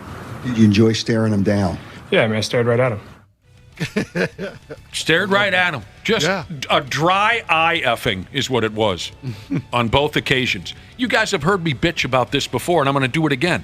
With so many teams in these leagues now, rivalries are hard to come by. It's one of my biggest beefs about the NHL. There's so many friggin' teams now, where even when I was in high school, there was 22 teams. Now there's 32. I don't even know what it is. It's so hard to build these rivalries. It happens in the playoffs, and it happens with bad blood.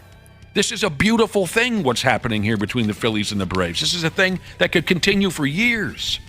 Don't poo-poo it. Embrace the living hell out of it. They'll play their fourth game at 6 o'clock tonight. And I'll be watching the living hell out of that. I'm suckered in now. I want to see someone get beaned.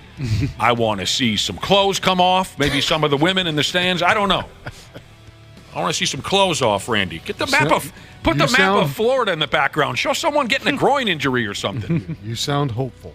Thanks, Randy. All right, speaking of hockey, the Man Bear Pigs have their big home opener tonight. How was Foligno yesterday? He was Awesome. great. Yeah, it was fun. Was Very he? fun. Yeah. Good. Very talkative. There's room for improvement. Okay. On our end. I'm not kidding. his. He was great. He was great. He was everything we expected him to be. Fabulous. It's the big home opener tonight against the defending Eastern Conference champion Florida Panther.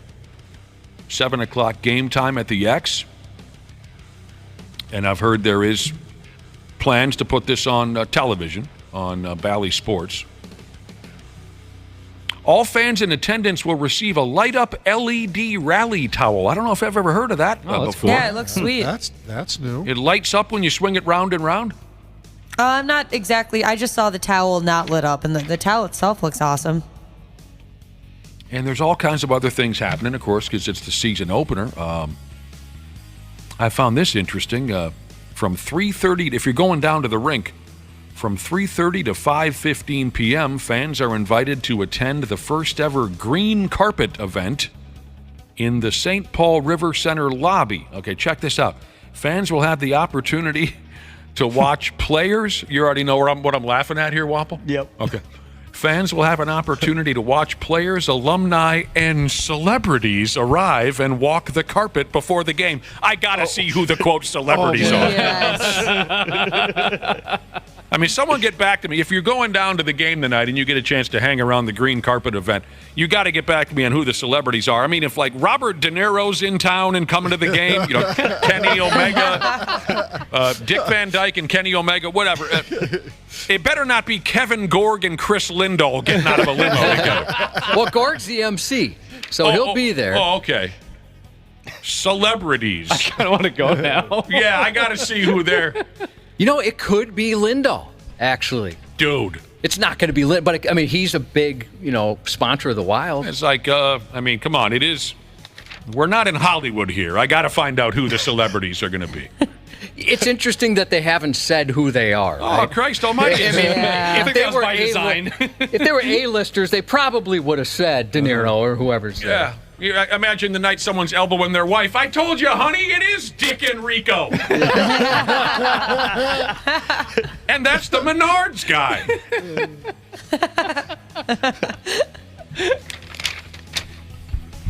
What time is that happening? Randy, 3:30 to 5:15, where you can watch the players, alumni, and the celebrities arrive.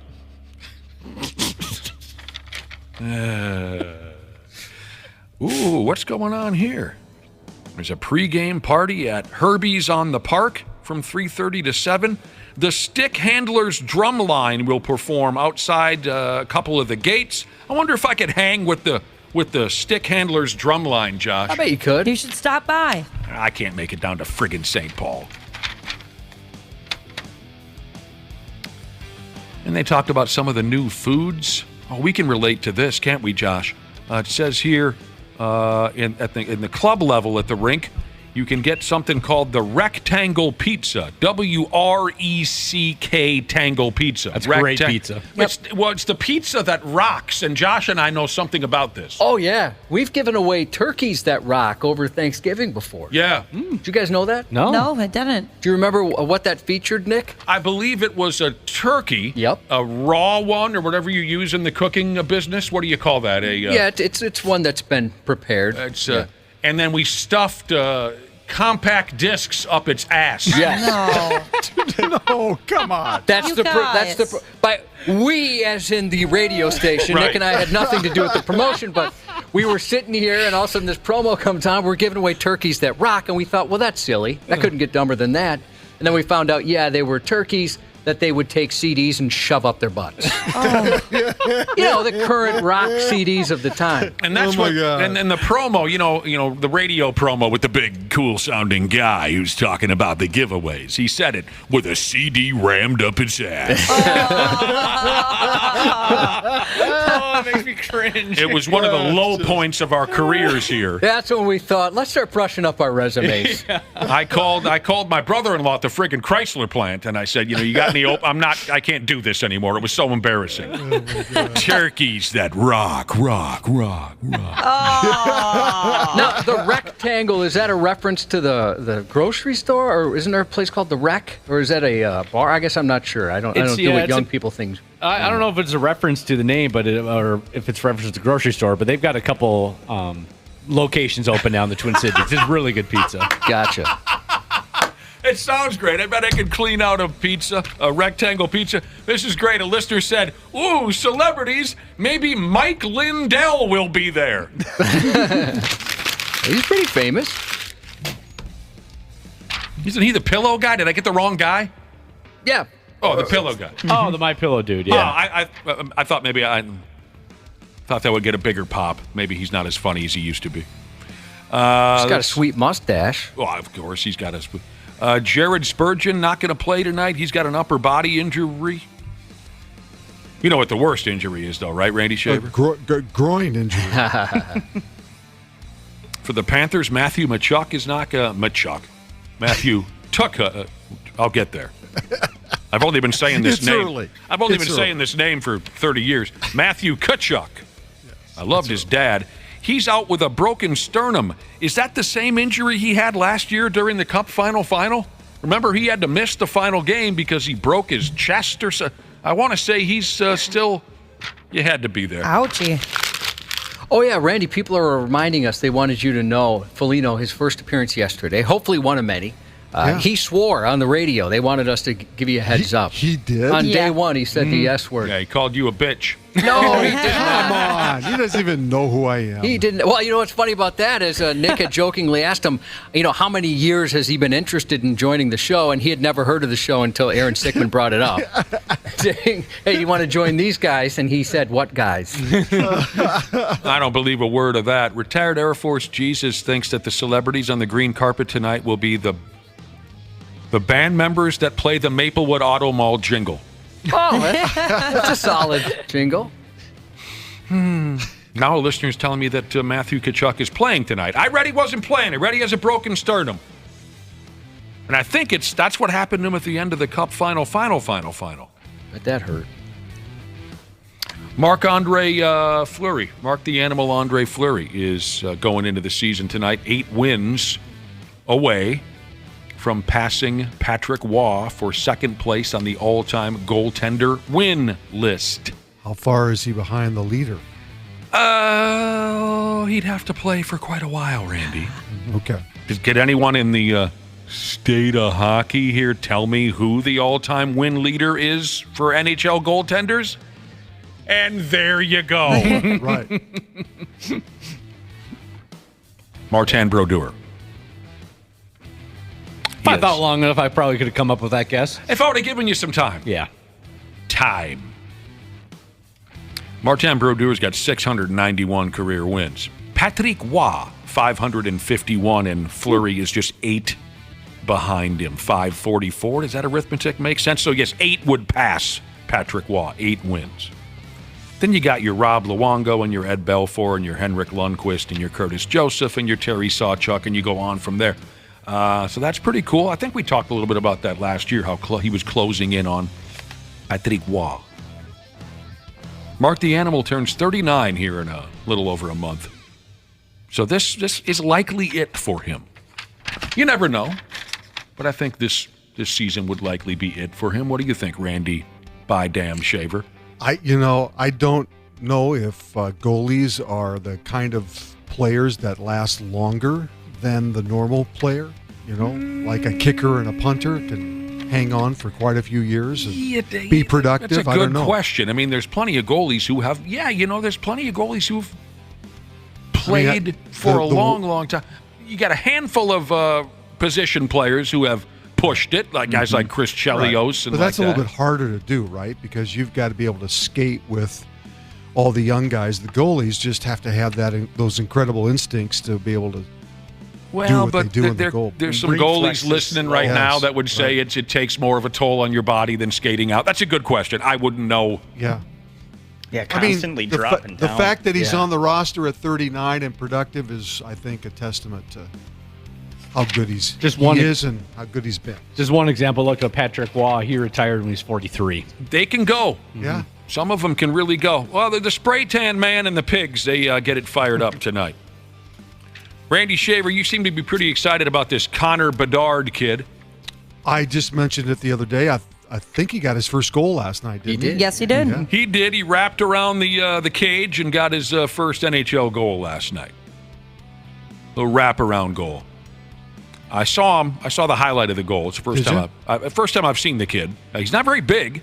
No. Yeah. It's up on 93x.com. Well, he looks younger than he is. I know he's only 18, but doesn't he look younger? Like somebody just has to drive him to the rink? Yeah, like a baby. That's so weird. There's so many guys in the league who have that fresh Yeah. ass. I mean, it's just not what it used to be. It's dropped off by his mom. He's got a lunchbox he carries. Yeah. I'll pick you up after the game. He does look like the most innocent man in Chicago. He just has that very, like you said, Ashley, a baby face. All right, buddy, just go try your best and have fun. We'll be proud of you no matter what. Now, for some of you older school hockey fans, this might trouble you a little bit. I noticed his jersey number. Mm-hmm. Wapple knows where I'm going with this. His jersey number? 98. That reminds me of another heavily hyped hockey player who wore jersey 98. I'm going to go ahead and say it. Brian Lawton.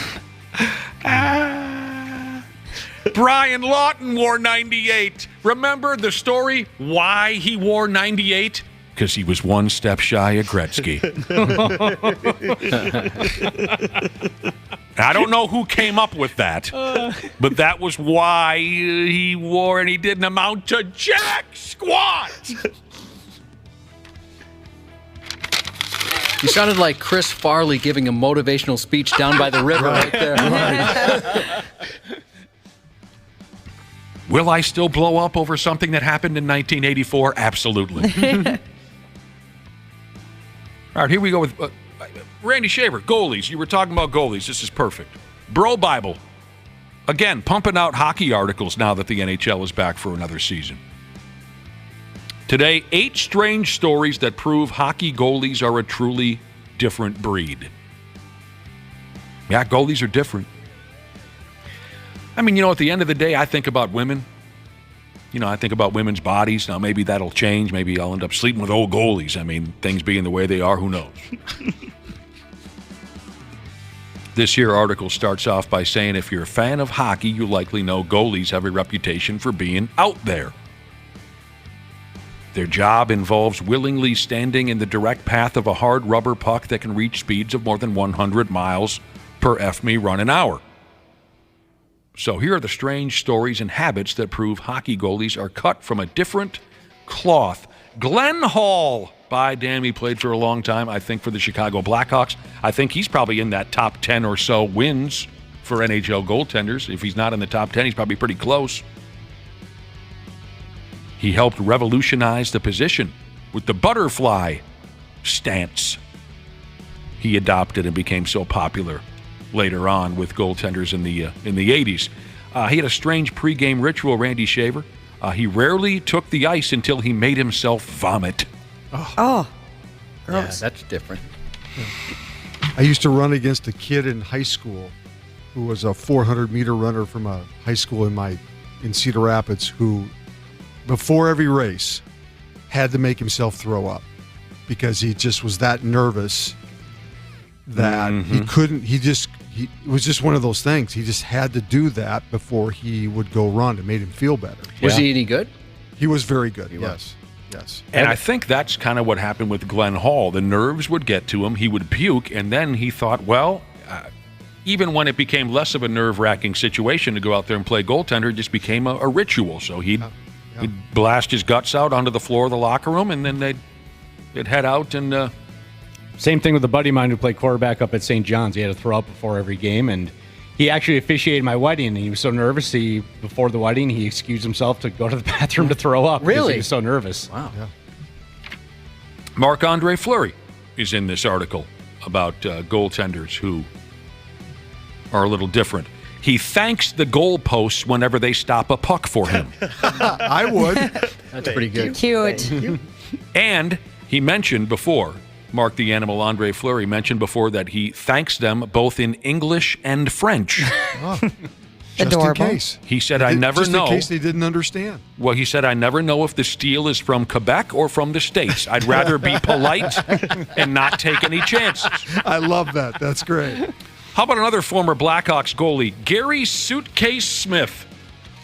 They called him Suitcase because his face looked like an old bus. No, I'm kidding. They called him Suitcase because of how frequently he was traded. He comes into play for other reasons, too. He was known for forcing the NHL to update its rule book to prevent goalies from skating past center ice because he repeatedly attempted to become the first goalie to score a goal. He'd get the puck on his stick and he'd start skating her up ice and try to score, and they had to say, no, let's get back. He grew up in the same neighborhood as Wayne Gretzky, I guess. He was a tall goalie, 6'4", especially for that time period. Now you see all kinds of tall. Not back in those days. There were no goalies who were 6'4". but he wanted to occupy as much space as possible. According to Wayne Gretzky, he wore skates that were too big for his feet to take up as much room as possible. He compensated by wearing 13 pairs of socks on his feet. Holy cow. Yeah, that's impressive. Have you guys ever tried to actually play hockey in loose skates or skates that are way too big for your feet? That is dangerous. Well, to be honest with you, Ashley, I could play hockey if you put me on butter knives. Oh, really? I was born to do it. Oh, okay. But I see where you're going with that. For a lesser athlete, I see where you're going with Yeah, that. I almost broke my ankle. Well, you weren't meant to play the game. Exactly. Former Flyers goalie Pelle Lindbergh had a lucky shirt that he never washed. So his teammates, I'm sure were disgusted after a while. Sad story, Pelle Lindbergh. He died in a car crash after his first year in the league. Now, I know this isn't hockey, but didn't Brian Dozier tell us, former Twin, that he used to he'd leave if they were on a win streak, he wouldn't wash his socks? Yes. Wasn't it that? I believe you got the right guy. Yeah, and he said it got pretty bad after a while. But that gets rancid. Well, Doug Minkiewicz was maybe one of the worst guys for superstitions. He used to sit crisscross applesauce in the dugout when the game went to extra innings because he had a lucky spot he liked to sit in. Yes, I remember that about old the Super Fox, we called him, Doug Minkiewicz. How about furthermore here on weird goalies? Goalies are different. Former Sharks goalie Arturs Irbe. They called him the Wall. I remember Arturs Irbe. His superstition, I guess, he repaired his own goalie gear. He didn't want the equipment guys to touch his goalie gear. He was particular about repairs. He brought a sewing kit with him on the road. He'd pull out a sewing kit, even during games if his pads needed to be fixed. And there's one other thing about, maybe someone can look this up.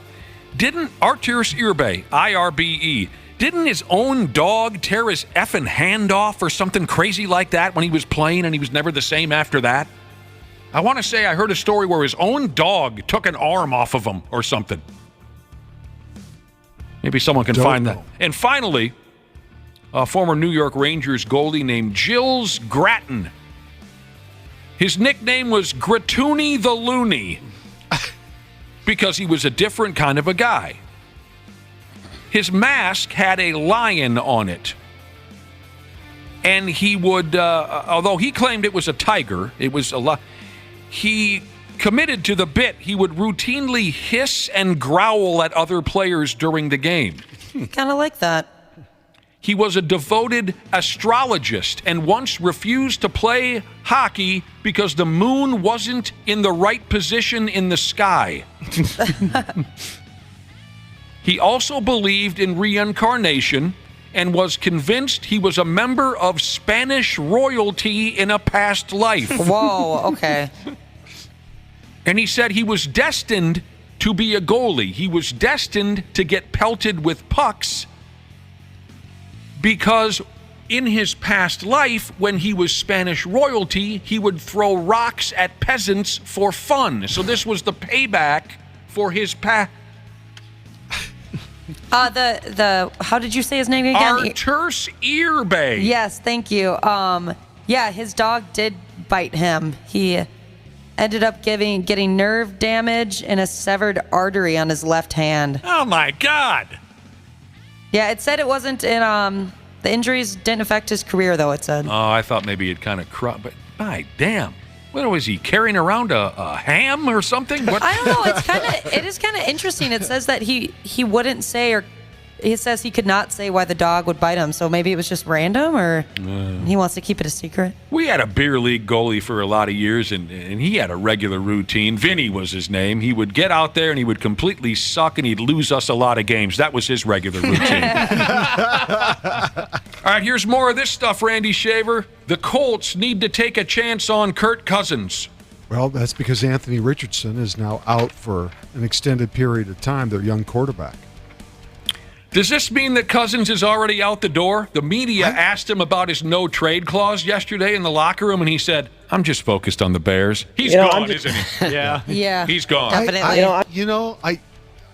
If Jefferson wasn't hurt, I would say there's no way they're going to trade him. But now that Jefferson's out for a month and they're 1-4, I think there's a possibility that they could make a move. It depends on what they get in return, but draft capital right now is going to be important to the Vikings. I'm just very focused on the Bears and going 1-0 this week, and anything else is just not worth my time or energy or attention. His real estate agent was right behind him. During that press conference. Yeah, if he wasn't leaving, he'd say, no, I'm not. Yeah, gosh darn it. His real estate agent's got a cell phone on his ear, and he's tapping Cousins on the shoulder the whole time. Hang on a second. I got to lie to the media real quick. This is funny. Dick's Insider Jesus texted the program, and he says, did anyone else finish while listening to that solo? Bug-Eye Wagon Jesus said that solo was so sexy, he thinks he just got pregnant. God. A lot of D's in the dirt, as they should be. There's no doubt. It's a D dirt putter. Oh, man. That is so good. Thursday Night Football tonight, the Broncos and the Chiefs. Hey, cool. We get to see the Chiefs on national television. Yeah, and Taylor Swift's going to be there. Thank goodness. Great. I do think it's funny the one game she skipped is Minnesota. She hates Minnesota. Understandable. Is the media covering that? I hope so. I don't think they're going to mention it. They won't mention it? I don't just think so, Josh. don't know what I'm going to do with all the vomit. So they did, obviously, Taylor Swift, she's not at the Vikings game, but did you see all the Swifties custom jerseys running around the Vikings game? It's crazy. I love the ones that are, they have Kelsey on the back, but it's spelled wrong. Kelsey. Yeah, like if the girl's name is Kelsey. Yeah, I love those. I think that actually started before Taylor Swift. Makes it even better. Don't know what I'm going to do with all the vomit and the blood. What's going to be blood? By the time this is over. I think did someone say this earlier? A Halloween retailer, 3 Wishes, said their, the two people, I'm not going to say their names out loud, their Halloween costumes are far and away the most popular costumes. But here's the deal. Here's the reason why I bring it up. It's not the most popular costume they've ever sold at this online retailer called 3 Wishes. Can anyone guess what's the most popular the most popular costume that they've ever sold? Is it a pop culture type of reference, like the same thing? Well, yeah. Okay. Yes, pop culture, yes. I read the article, and I never would have guessed. And since we're talking online, obviously, it's recent. Would you have ever guessed? Couldn't tell you. This would never come to mind. Maybe if you would have given me multiple choice, I think. But I'll give you a hint. Total delusional whackbag who routinely begs... Aaron Rodgers.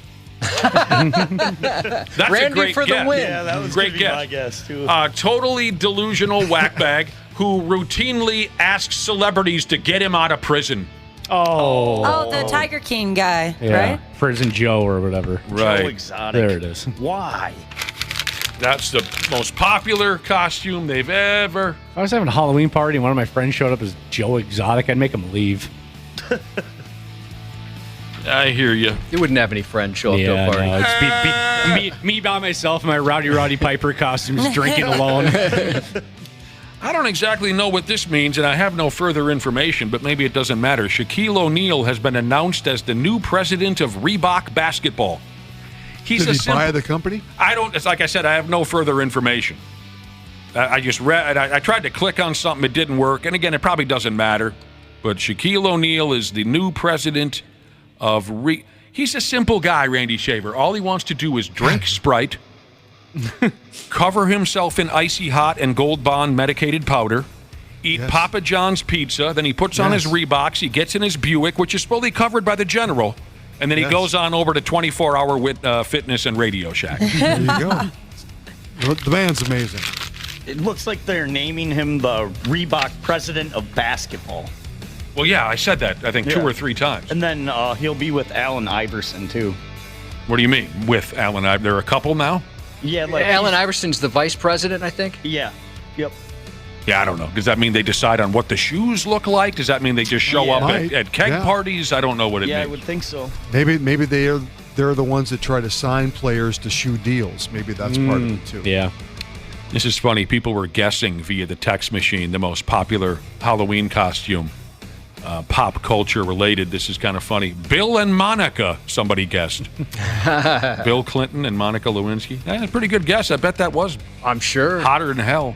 Sure. For quite a stretch of time. I remember the year in college when The Dark Knight came out, and every single dude at every single bar was dressed as the Joker. Oh yeah, there was a lot of that.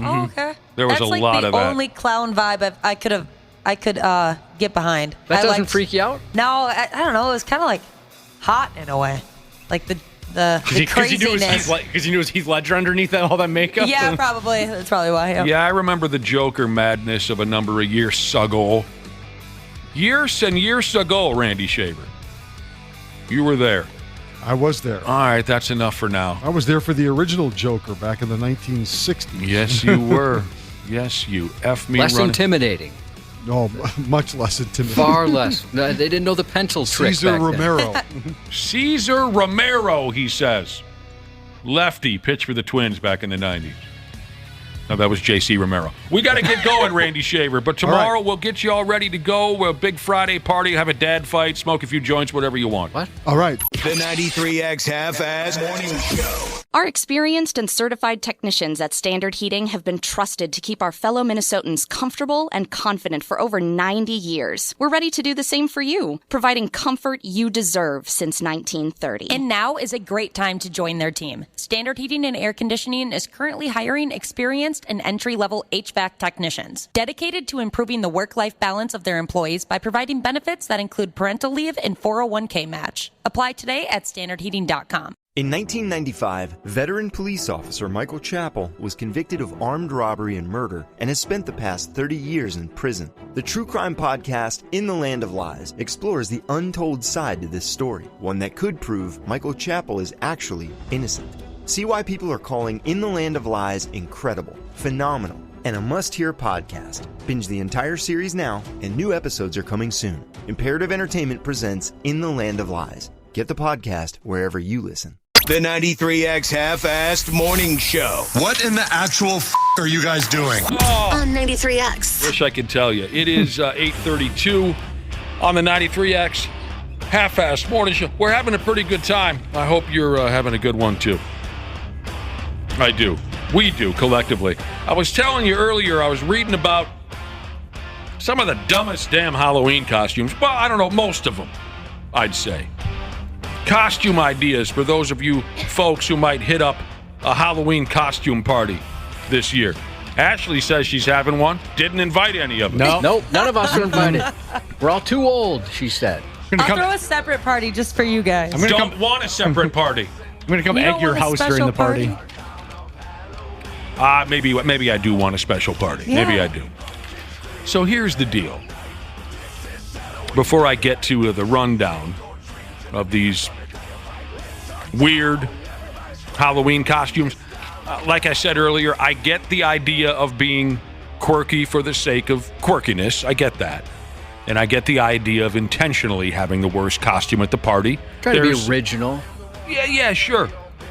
There's respect in that approach. Look, I want to be the dopiest friggin' costume at the whole. I get that. But just tell me, could you go through with any of these? And Josh, is there an opportunity for us to look at these as we go along? Or is that option available? Yeah, so I printed you have the printed version. I can there's links to them I can click on as we go. I mean, don't hurt yourself if it's a pain in the ass. No, super easy. Something called Huff Post just did. I thought that was the first costume. Huff Post.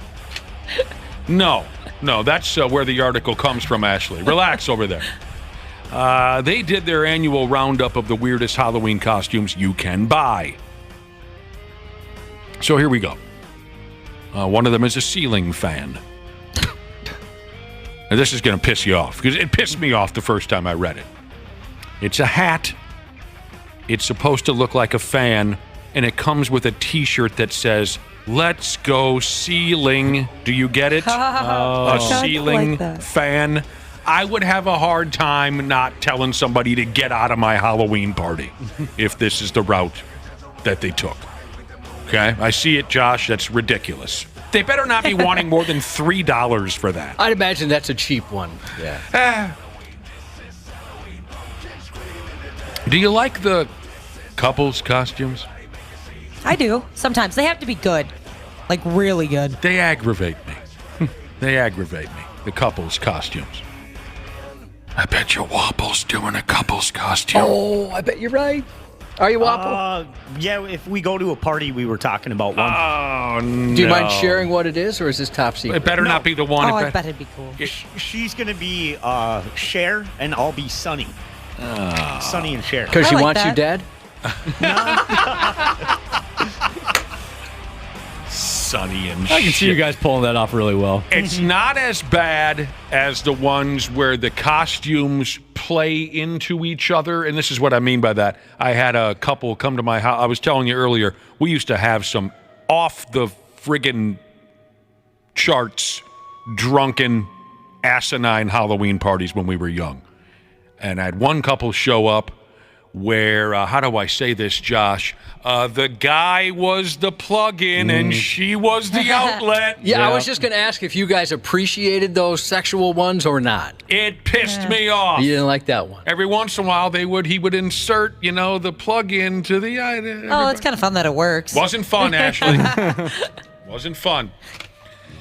In this case, this couple's costume is a utility pole for couples.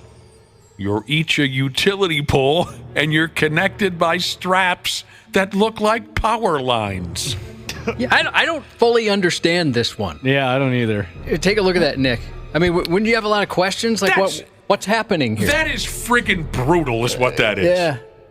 I mean, it's kind of funny that there is a missing cat sign on one, a yard sale sign on the other, and then one of them has a pigeon on it. Oh, yeah, that's weird. I'll give these Halloween costume companies credit. They know that these days, folks are just too busy or too wound up in social media or whatever to spend too much time getting ready. They just got to have something. Yep. Because these days, a lot of these Halloween costume companies, they're just pushing. I mean, who in a million years would have ever thought you'd see a couple's costume that's a set of utility poles with, you'd never ever think that. Yeah, is there a reference there? I don't think so. Nothing that I can think of. The website says that they are a couple of pole dancers. Oh, I didn't get that information. No, that's not. What? That's not. I didn't get that information. I see where they're going with that a little bit. Sure. Pole dancers, Ashley. Yeah. Okay, this is really going for it here. This is a before, during, and after you go to the bathroom costume. This one's pretty gross. I hate this one, yeah, with passion. It requires 3 people. One person is a full roll of toilet paper. Another is an empty roll. And the third is poop. I will say that the empty roll, that looks pretty, spot on. Yeah, uh-huh. God dang. Josh is showing me what this looks like, and it's just so silly. Sexy Ronald McDonald. Who's going to have nightmares after they see sexy Ronald McDonald? Yeah, no, thank you. Well, the model they use helps make that not so much a nightmare. Yeah, I could fully embrace sexy Ronald McDonald if she comes off like the picture that Josh just showed me. That wouldn't be my first thought, though. She would have to have an actual McDonald's kids meal or something. Oh, for me really? to, Well, she's got French fries on her shirt. Well, I don't know. I'd be like, do you work at a fry place? It just wouldn't be my first thought. You need to go further with this. You need her to bring a bag of. Well, she can. Yeah, you want her to have a clown Happy Meal or something. Yeah. I'm more of a sexy Grimace kind of guy. I'd like to see that too. You kind of look like Grimace in a way. Sexy Patrick from SpongeBob SquarePants. Okay. Yeah, that's kind of dumb. No, he shouldn't be sexualized. That's odd. No, I mean, just the costume looks dumb. Yeah, it does.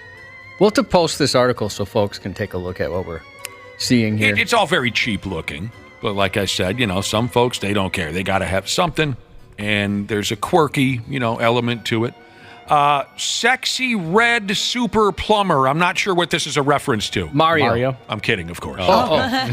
Sexy red super plumber. Hey, they can't say Mario. Oh, my God, look at that. Holy cow. Yeah, look at him. Josh has a picture of sexy red super plumber, and that dude has a gym membership. Is the mustache upside down? It seems like it is. Well, Mario's mustache is kind of turned up. Yeah. Oh. Right, Dana? Yep. I never noticed. Why can't they ever use just a normal Joe Schmo guy for these photos?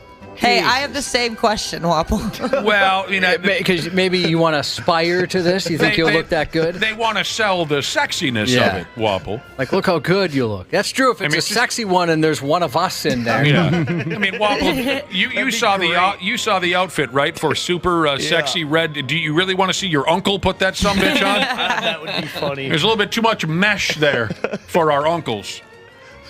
Lots of hair coming out of that. Oh.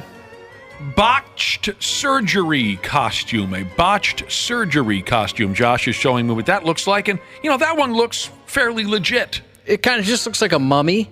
Yeah. But, that one's not bad. That has potential. Look at this area. Oh, wait. Is my mouse working? Look at that area right back there. Boy, does she have a backyard going. She sure does. Ashley, that's a good word for it. That costume has potential. Your whole body is covered in bandages, so it looks like you had a nose job, facelift, and every other cosmetic procedure. Your butt is even bleeding a little bit because you had a Brazilian ass hoist or whatever they call it. I can't think of what it is.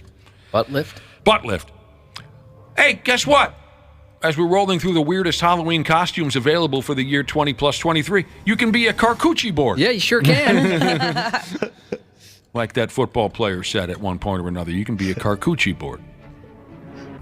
It hangs off your chest. It has pictures of various meats and cheeses. They suggest you pair it with a glass of red wine. Speaking of drinks, Moscow Mule must be a trendy drink these days because they have a Moscow Mule costume. Those are good, I guess, but I'm not passionate enough to want to dress up for his Halloween. Yeah. Yeah, it's kind of cheap looking, but I do love that. A lot of them are. Even the goofy costumes that women are wearing, they also just put them in like 10-inch high heels. It's awesome.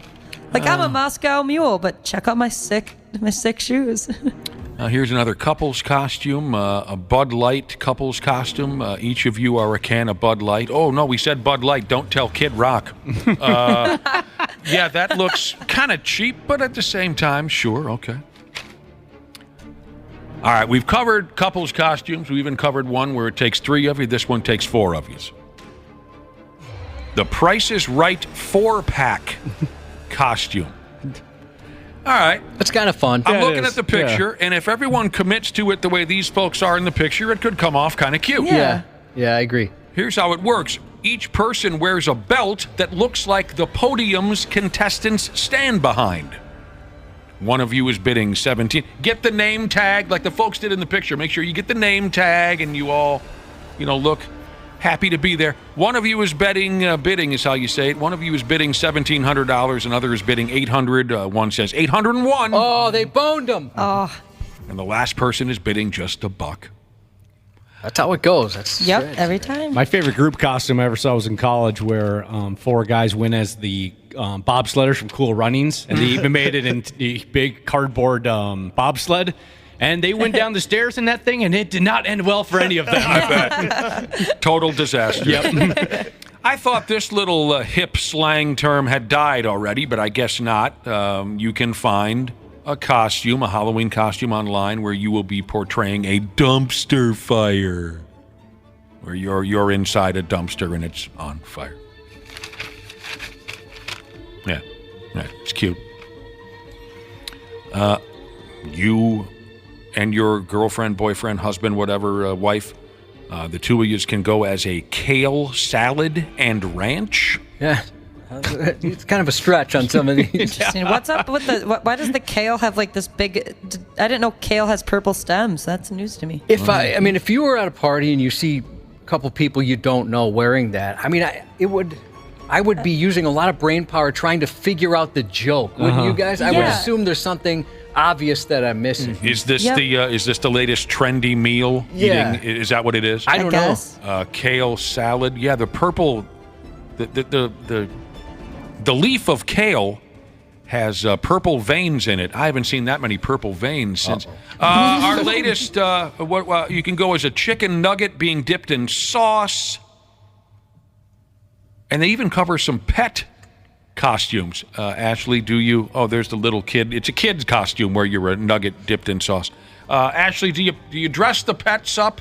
I haven't, but I did got 5, just 6 dogs over there at the house, right? I have 3, but I haven't, but I just learned that one of my puppies doesn't mind having like bandanas on, so I think I might try a costume. Puppy with a bandana on. Maybe he or she could be an outlaw. Oh, that'd be Maybe cute. he or she could be Hangman Adam Page. I do have a bandana with skulls on it. That would look pretty sick.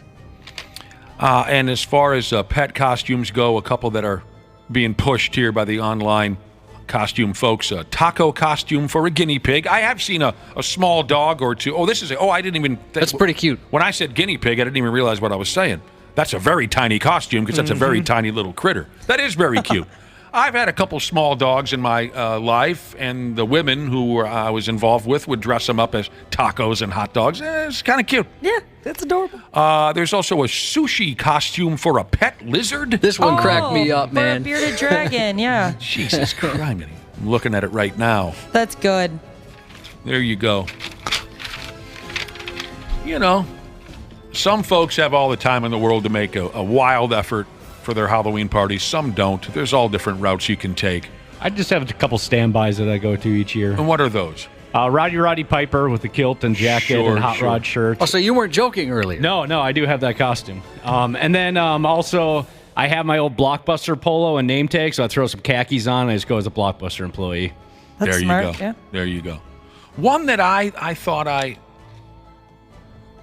really enjoyed playing the role, and it was pretty simple.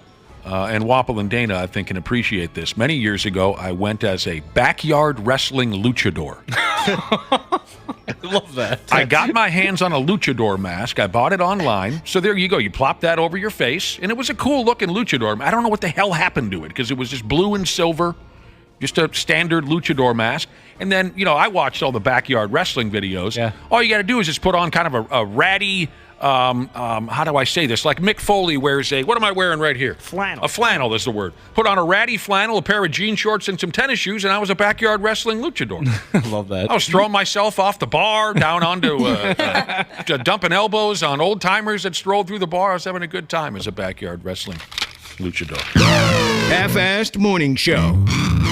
93X. All right, here we go. We're getting close to wrapping her up here. We were talking about Halloween costumes a few minutes ago. Got quite a few text messages on the topic. Papa Taco Jesus texted in, and he says, if you want to go as a cheating whore for Halloween, I'll send you a picture of my ex-wife, and you can mimic what she wears. I need a Halloween costume, so maybe He'll send us a I'll picture. send him a text. If we want, we can just mimic what... here's a listener says, my wife and I were in Vegas over Halloween about 10 years ago. She dressed up like Marilyn Monroe. I had a camera from the 50s and pretended to be paparazzi. She would randomly stop and pose in front of things. I would pretend like I'm taking pictures of her. That was fun. That is cool. That is really cute. Couples costumes. I mentioned that I'm not a big fan of couples costumes. That one sounds kind of... here's a listener. What are you and your wife going to go as together in a couple costumes? Wouldn't that be something? A few people have texted in. They're curious. It would never happen. Number one, we're not going to any damn Halloween parties. And number two, I would never sign up for a couple's costume. But here's a good one. I would love this. I'm a fan. A listener wants to know, does Sandra Dee and Danny Zuko work for a couple's costume? Absolutely. Would you do that one? I would. I'm against couples costumes, but there's a few here that if I was at gunpoint, Danny Zuko and effing Olivia Newton-John from Grease. I mean, can you sing and dance? Because that would make it work big time. And stop it with the girl wears a pumpkin T-shirt and the guy is Peter. Stop with that. That's stupid. Seen Josh? that one a few times. Yeah, that was an old throwback. Definitely seen that one a few times. Josh, I have a picture of a couple's costume that I want to present to you, and you just take a quick look and tell me what you think. All right. Okay, this Let is me see this. a listener sent in a picture, I believe, of he and his cute girlfriend, by damn. You take a look at this couple's costume. Tell me if anything stands out. Sorry to make you stretch across the room like that. Looks like she peed her pants. Well, it's not pee. Oh, is it? Okay, this is in black and white. Yeah, I know. I So- didn't think that would trouble you too much. I apologize Well, for because that. the guy's got a beer, and I thought maybe she's supposed to be. Oh, no. Okay, I'm seeing what's going on now. Yeah.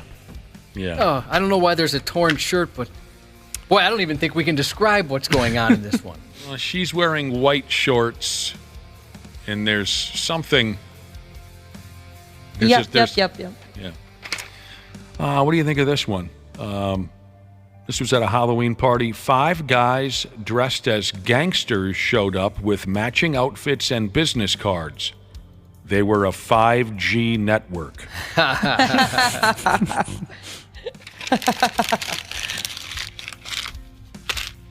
That's pretty good. Yeah. I mean, you'd probably have to explain it, Yeah. but it'd be worth it. Yep. It definitely, yes. Oh, man. Here's a listener that says, I asked my wife, because they got to go to a Halloween party. He asked his wife, pick me up a Michael Myers mask. She brought me home an Austin Powers mask. Wrong Mike Myers. Is that a true story?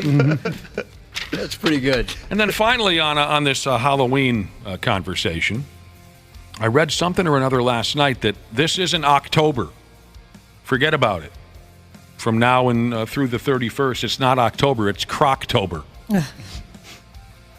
I'm very tempted to pick. Are you going to talk about their new offerings? The folks at Crocs want to call this Croctober. They got some new Crocs for sale. The Croc cowboy boots or Croots. No. I say yes. I'm going to buy a pair for someone for Christmas. Wapple, the only way I tolerate pictures of you and your landlord as Sonny and Cher is if you wear a pair of Croots. Yeah, I don't think that's happening. Thank Croc you. cowboy.